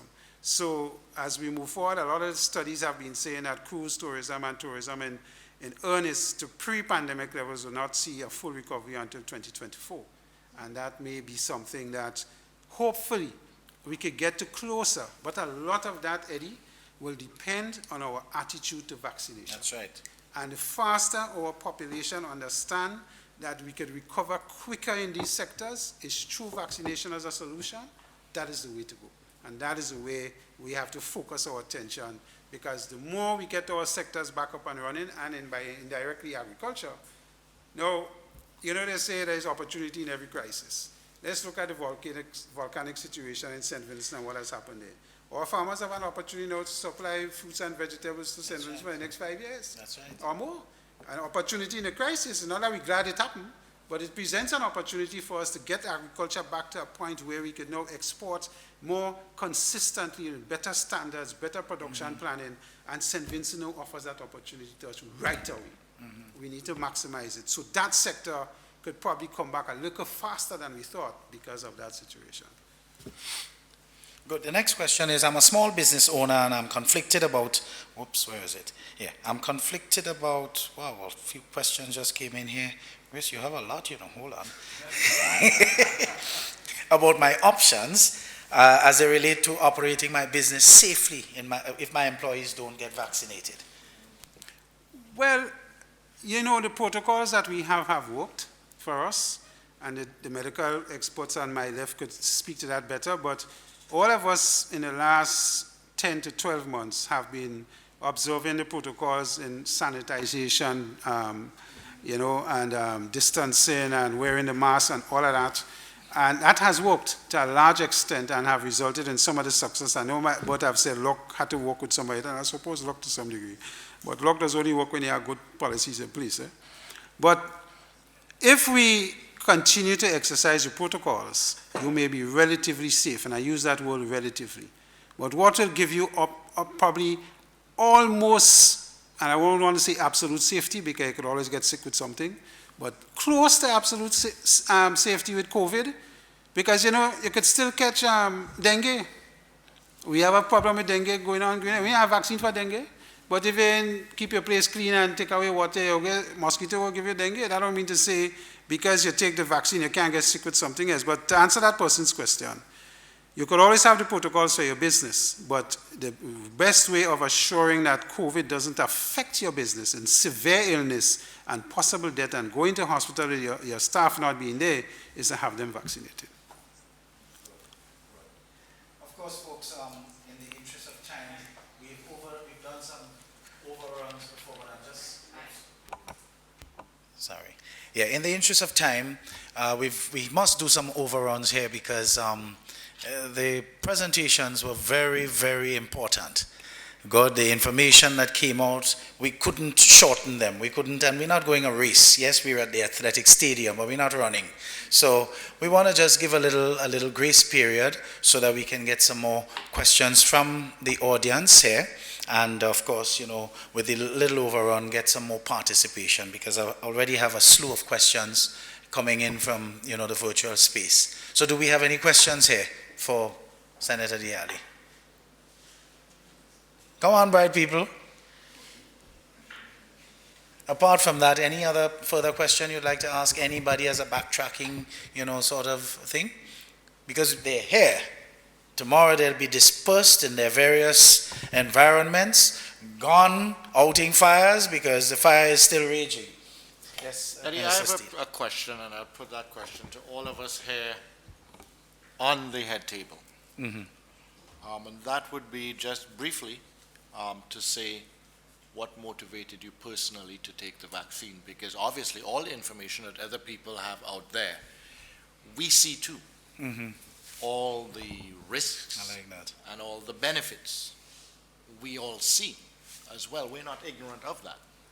But we made a decision to take it, and just to ask each of us, and I'll go first if from that, to say that when I went that first day on the 13th of February to take the vaccine, I was nervous.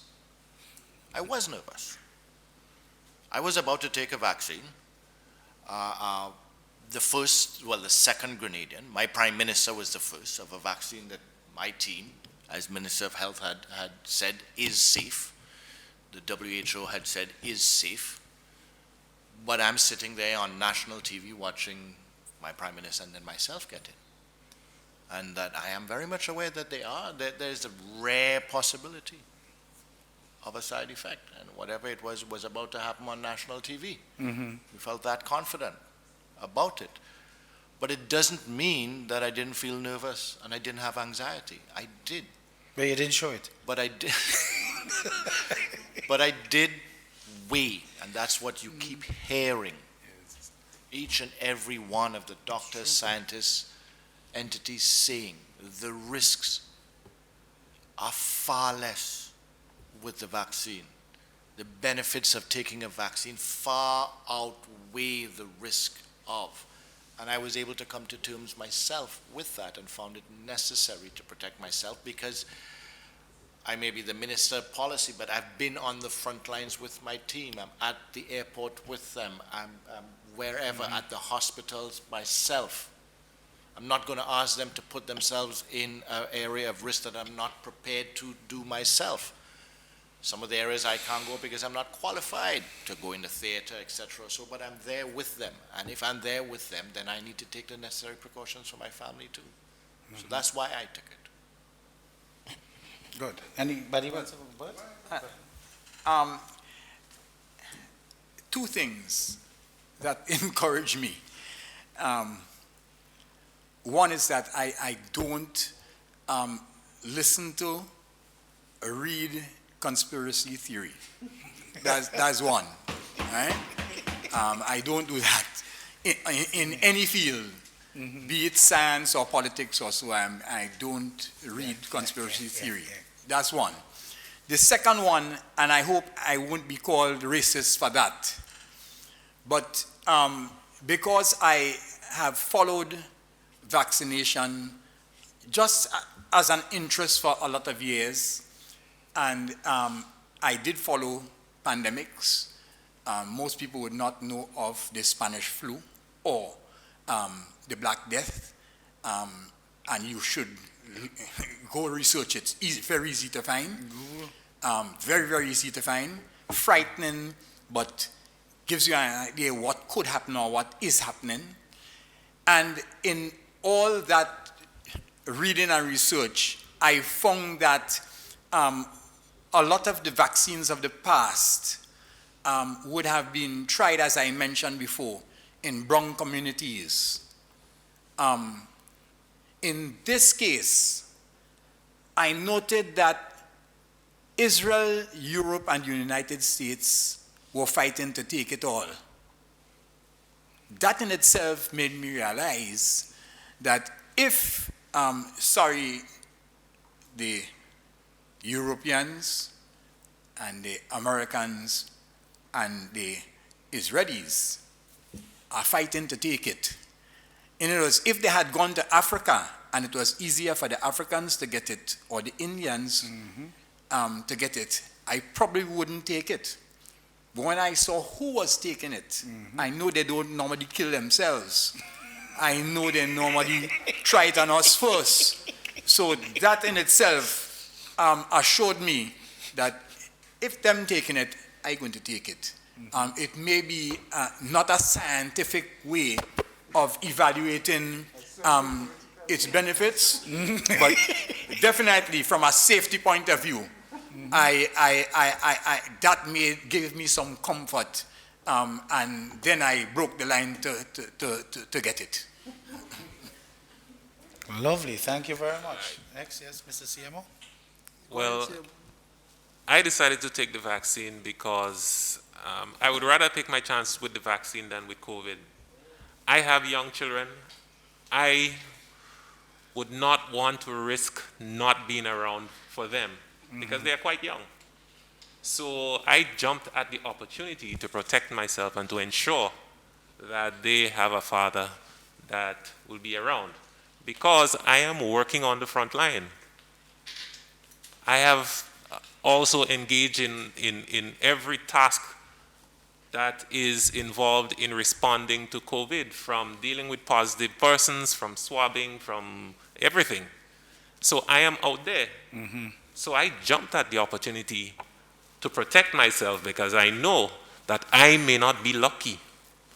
I may just be one of those persons who get it and die. So that is why I took it. Yeah, Dr. Mayana? So at the very beginning, I mean, I had my reservations. But as the clinical trials, data surfaced from the clinical trials, and I saw the evidence, and I saw the benefits of vaccination, you know, I jumped up the opportunity. Additionally, that is something I said to CMO. We have what? About 4 beds in ICU? Both of us get sick with COVID. There's 1 bed available. I know they ain't putting me on that bed. They're going to put a CMO. So, you know what? I said, you know what? I jumped at the opportunity to take something I know will protect me 100% from severe illness, so I do not have to necessitate an ICU bed if I do become exposed to the virus. Right? So this was my motivation. Very good. Senator Diali? In my circumstance, I'm a patient with non-communicable diseases. So for me, it was critical that I have something that could protect me in the event I get COVID. But like the doctor said, when you look at all the information and you understand the risks, it was easier to have this than not have it. And when you think about long haulers disease and what happens post if you get COVID, I really didn't want to go down that road and take that risk. And then I also believe as leader in my business, I need to set the example as well. I cannot go to my staff and say, listen guys, I'm encouraging you to take this vaccine and I ain't taking it, or I ain't plan to take it. You understand? So that doesn't work. You must lead by example and show to your staff that, listen, I have gone, I have understood the ups and the downs, but I have decided to take it with all the information that's available. Very good. And you know, it's interesting that they should all say that, because what they say, I agree with everything. And there's a piece of everything there supports my reason. But most of all, as you all said, I was nervous. And I kept bracing, I'll be honest with you. But after doing the research, and I actually realized Oxford is responsible for Astrazeneca, and not an American company that is whooping, because they whoop with commerce behind. And, your safety and whatnot is never an issue really, because, I thought, you know what? This looks like a safe one. Good. And I came there with friends. A matter of fact, we did a round robin, so we sort of leaned on each other. And I would tell you that no adverse effects except 2 free days of AC. I had the chills. Yes. Good, but you want to say something? Go ahead. Yeah. The questions are not really coming from the audience here, so we have some more? Yeah. We have some more. But just before we go into that, I sent some for you that are just basic yes or no questions. So is there any way you can just read them and then yes or no? The person is waiting. So some of the questions asked. Do the vaccine contain genetically modified organisms? Do the AstraZeneca vaccine contain aborted human or monkey cells? Now, the AstraZeneca vaccine, as I mentioned before, it contains a weakened form of another virus that basically encodes for the spike protein of the COVID-19 virus and some other materials to stabilize it. It does not contain genetically modified cell. It does not contain fetal cells or tissue. All right. Now, the other thing persons ask, is there a risk of autoimmune disease, strokes, seizures, or other side effects with the vaccine? I made mention of the very common side effects, and I also touched on very rare side effects, like the associated blood clots. Now, the additional side effects some persons may experience, and it is uncommon. By that, I mean 1 in 100 persons may report it, is feeling dizzy, reduced appetite, which are in essence still minor things. Some persons report a rash after the vaccine and feeling nauseous or feeling like they want to vomit. Now, additionally, with the Astrazeneca vaccine, there is a 1 in 1 million risk of developing a severe allergic reaction, what we call anaphylaxis. Now, if that occurs, we have the facilities to deal with it right there and then at the vaccination site. Then that is why we advise persons who have allergies to any vaccine in the past, we would like you to disclose that information, right, before becoming vaccinated. And that is the only, and I would like to say that the only contraindication to taking the vaccine is if you have a severe allergic reaction to any other component in the vaccine. Right? They advise using another vaccine. Right? Now the additional questions, let's see. Have they been tested on animals, safely tested on animals? Now what I'd like to see, before a vaccine is recommended for use in the human population, it is tested on animals, right? And this is one of the first phases in the clinical trials, right? And before testing can be conducted on humans, it must be deemed safe on animals, right? And that vaccine went through all of those processes, right, for safety and efficacy.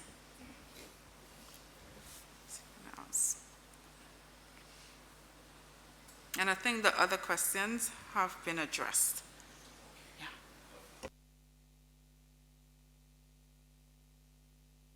Sorry, always.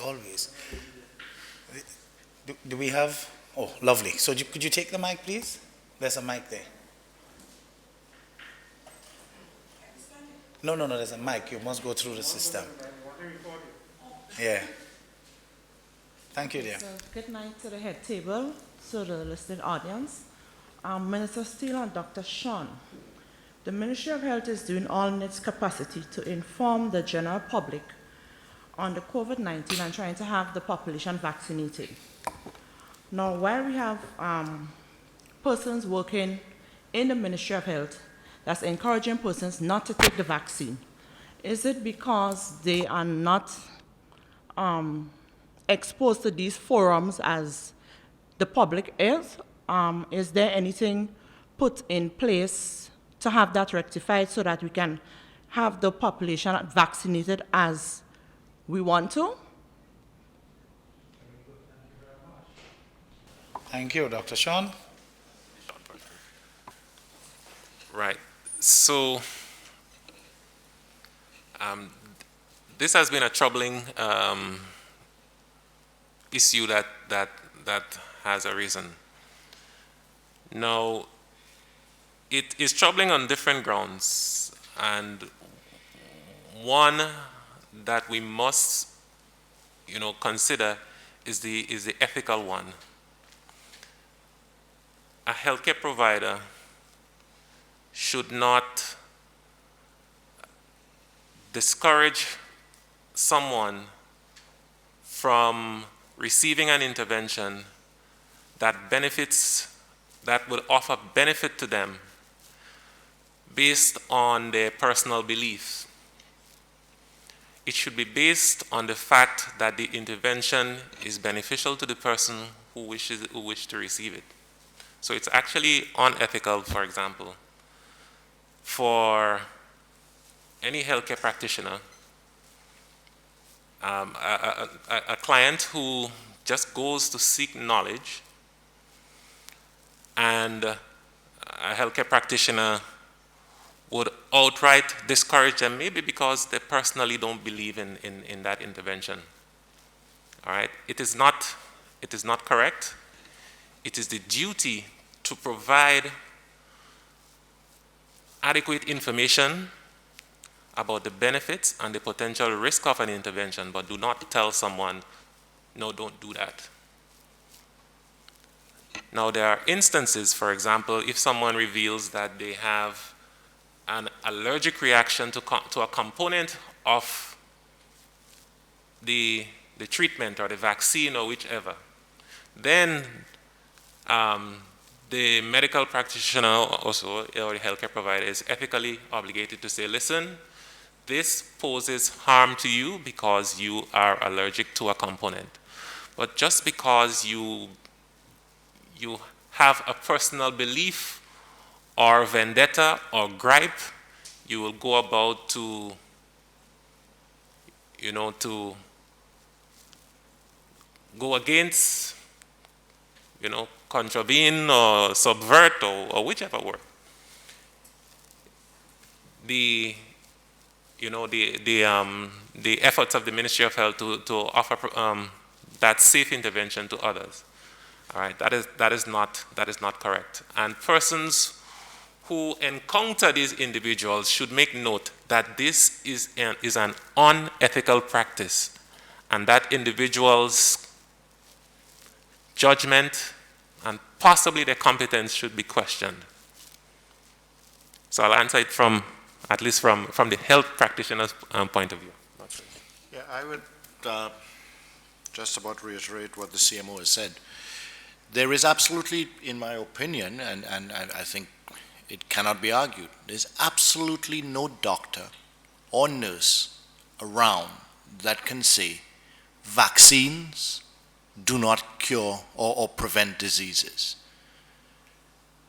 There are individuals now who choose to say that this vaccine, although approved by the WHO, which has been the standard for vaccines, all other vaccines, to be used to prevent disease, they choose on their own to go against, in the case of a doctor, the Hippocratic Oath, and in the case of a nurse, in my opinion, to go against their ethical obligation.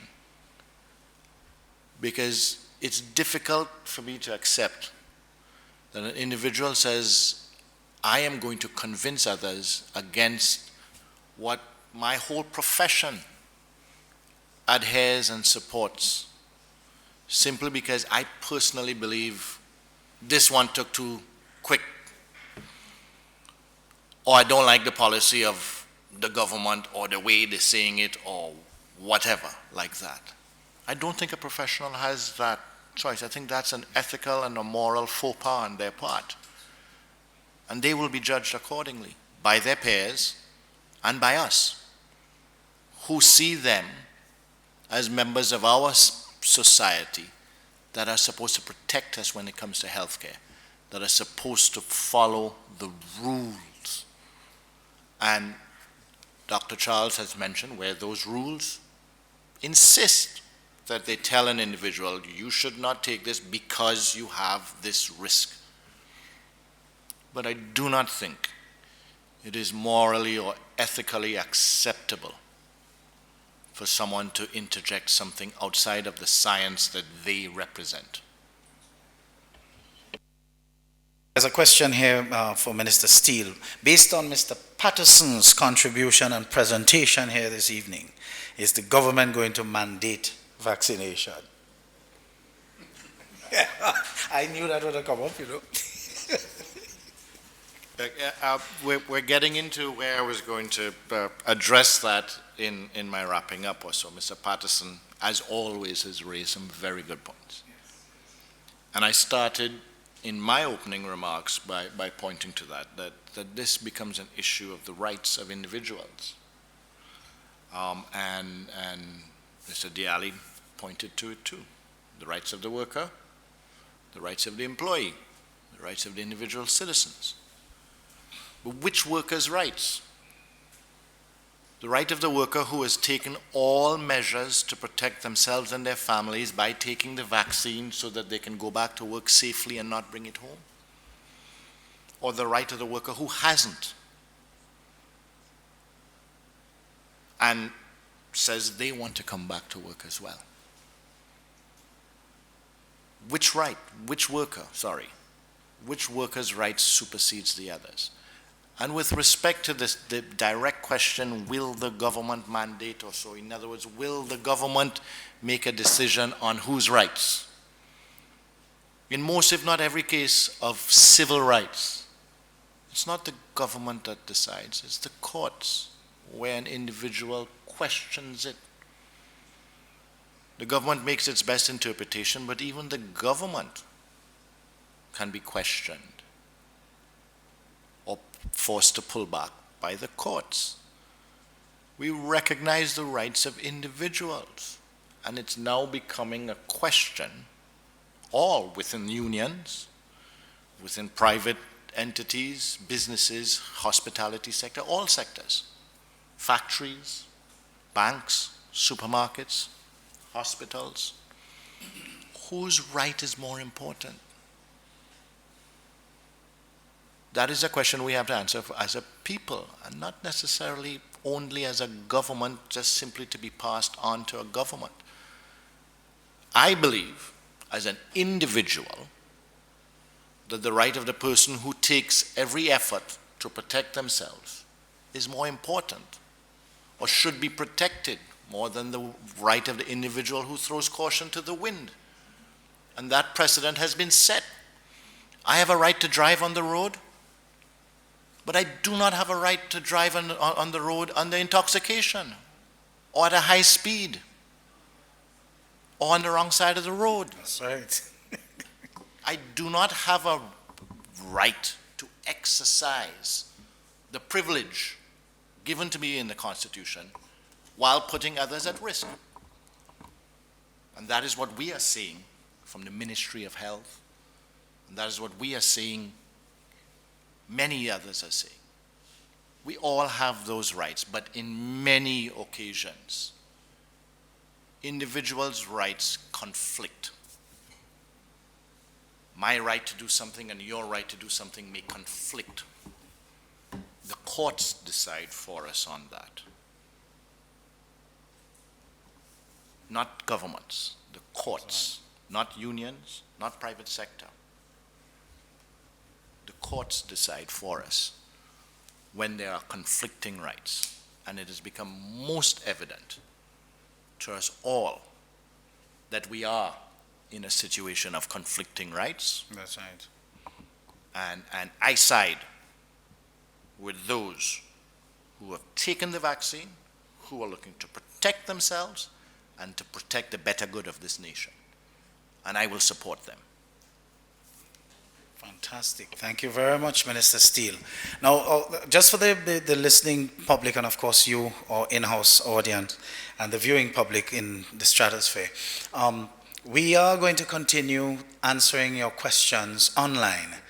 Good, the rest of the questions, because in the interest of time, we have to close off and go home. But before we do that, I'd like to invite Minister Steele for any final words, please.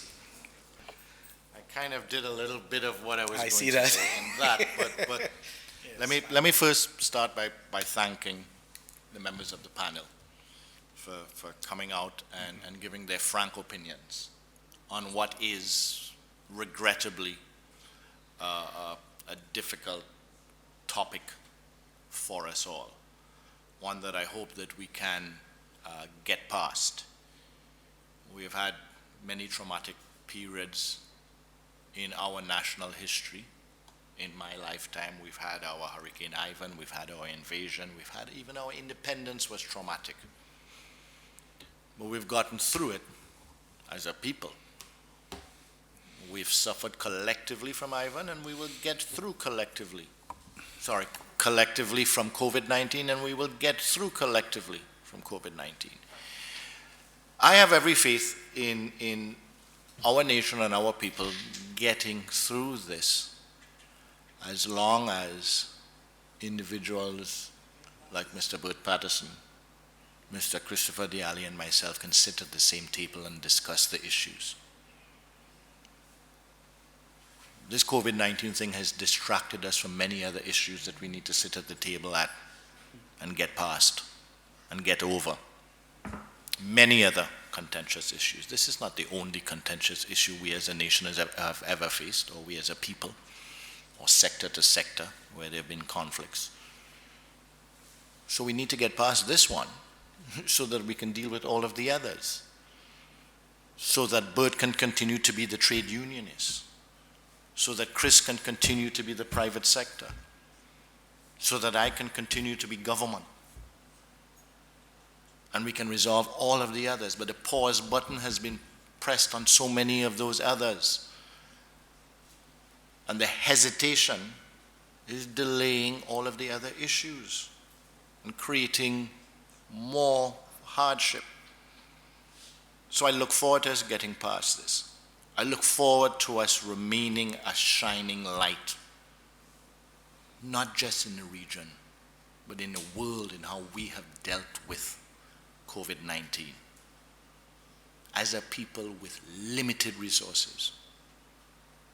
But I fear that in this last yard or last hurdle of this, we are going to see others pass us. I spoke to my colleague in Barbados this evening, just before I came here this afternoon. 75,000 Barbadians have taken the vaccine. We know when we look at our CARICOM colleagues, we're all in this together. But we know for a fact we've done better than them. And I say that not to flaunt it. We've had more sacrifices as well. We have not had the level of community spread. We have not had the level of death. They will pass us because they are at a higher rate of vaccination. And we will be looking at them at the end of the tunnel while we're still in it. Because there is no other way out of this apart from national vaccination. And there's a misuse maybe, or that because it's a scientific word, the herd immunity, it makes us think of something negative, herd, like we're sheep. That's not the case. It's asking us to be our neighbor's keepers, because not all of us can take the vaccine. Some of us medically cannot. And therefore, those of us who medically can, I believe, have an obligation to do it. It is asking us to be patriotic. We're all Grenadians, whether we take the vaccine or not. But Grenada, not properly vaccinated, will not move forward, cannot move forward. So the choice is ours, those of us, and that's also why I want to thank the panel that's here. I do believe now that it's gotten to the point that those of us who have taken the vaccine have an obligation to speak to the others who have not, and to try as best as possible to convince them that in no way can be seen as an infringement of rights. We all have the right to free expression. And I think it is time, now, today, as you've seen tonight, and moving forward, everyone who has taken the vaccine exercise their right, their freedom of expression, and say that they have done so, and express their feelings about taking it, and also what it means to them about those who have not. It is only there, if we're talking about rights, can we truly accept and respect each and everybody's rights. I don't want to create anybody as a pariah for not taking, because I recognize the anxiety that people have. I acknowledge the anxiety. But to be our neighbors' keepers, we need to speak to our neighbors and help as best as possible to keep them safe while still being neighborly. So I look forward to that. I look forward to seeing the numbers increasing. I look forward to myself, the CMO, and the rest of the health team being able to focus on all of the other challenges that exist with respect to public health and putting COVID-19 behind us. We spent too long dealing with this. We sacrificed too much dealing with this. It's time to move on from this. Thank you. Lovely. Thank you very much, Mr. Minister. Lovely. I too would like to add my thanks to the panelists for spending the past 2 hours, 2.5 hours, on this informative session this afternoon or this evening. We hope that you are here with us at the stadium, and of course those who joined us in the virtual sphere will leave with a bit more understanding of the COVID-19 vaccine and the importance of getting vaccinated. Now, if you'd like more information, please check out the COVID-19 website at covid19.gov.gd, The site is a resource to help advance the understanding of the COVID-19 virus and the vaccine. There you will find resources that you could download and share, and a host of other news and information to buttress your knowledge. Again, the site is covid19.gov.gd. If you haven't already done so, please visit, like, share our nation's Facebook, Health Grenada, to ensure that you get the most current, accurate information on COVID-19. Please keep away from the conspiracy theories. I am sure that you will agree with me that we need more constructive conversations like this one on the vaccine, and of course its role in protecting us from the virus whilst restoring our livelihoods, and of course taking us completely off our journey in this pandemic fatigue environment. On a point of order here, I'd like to make a very interesting point as it relates to this being a plum-pleasing pleasure for me, working with Faith Exeter. Oh, that was like a dream. I only met her here for the first time in person, and I could tell you working with her was effortless. She's exceedingly professional, and she made things just easy for me. So I'd like to say thank you, Faith, to you and your entire team for making this what it was. And personally, I want to really and truly tell you how much I was surprised by the content of your presentations. Good, Dr. Mayana Charles, you were scholarly in your delivery. Mr. CMO, you were feelingly. The first time I meet you, you know. You were feelingly. I felt your passion. I felt your concern, your genuine concern. Mr. Burt Patterson, wow, that was balanced, fair, I don't know, provocative. Provocative is the word. And I really like that as coming from, because we are all in this thing together. And of course, Senator Diali cheated. He took notes from everybody.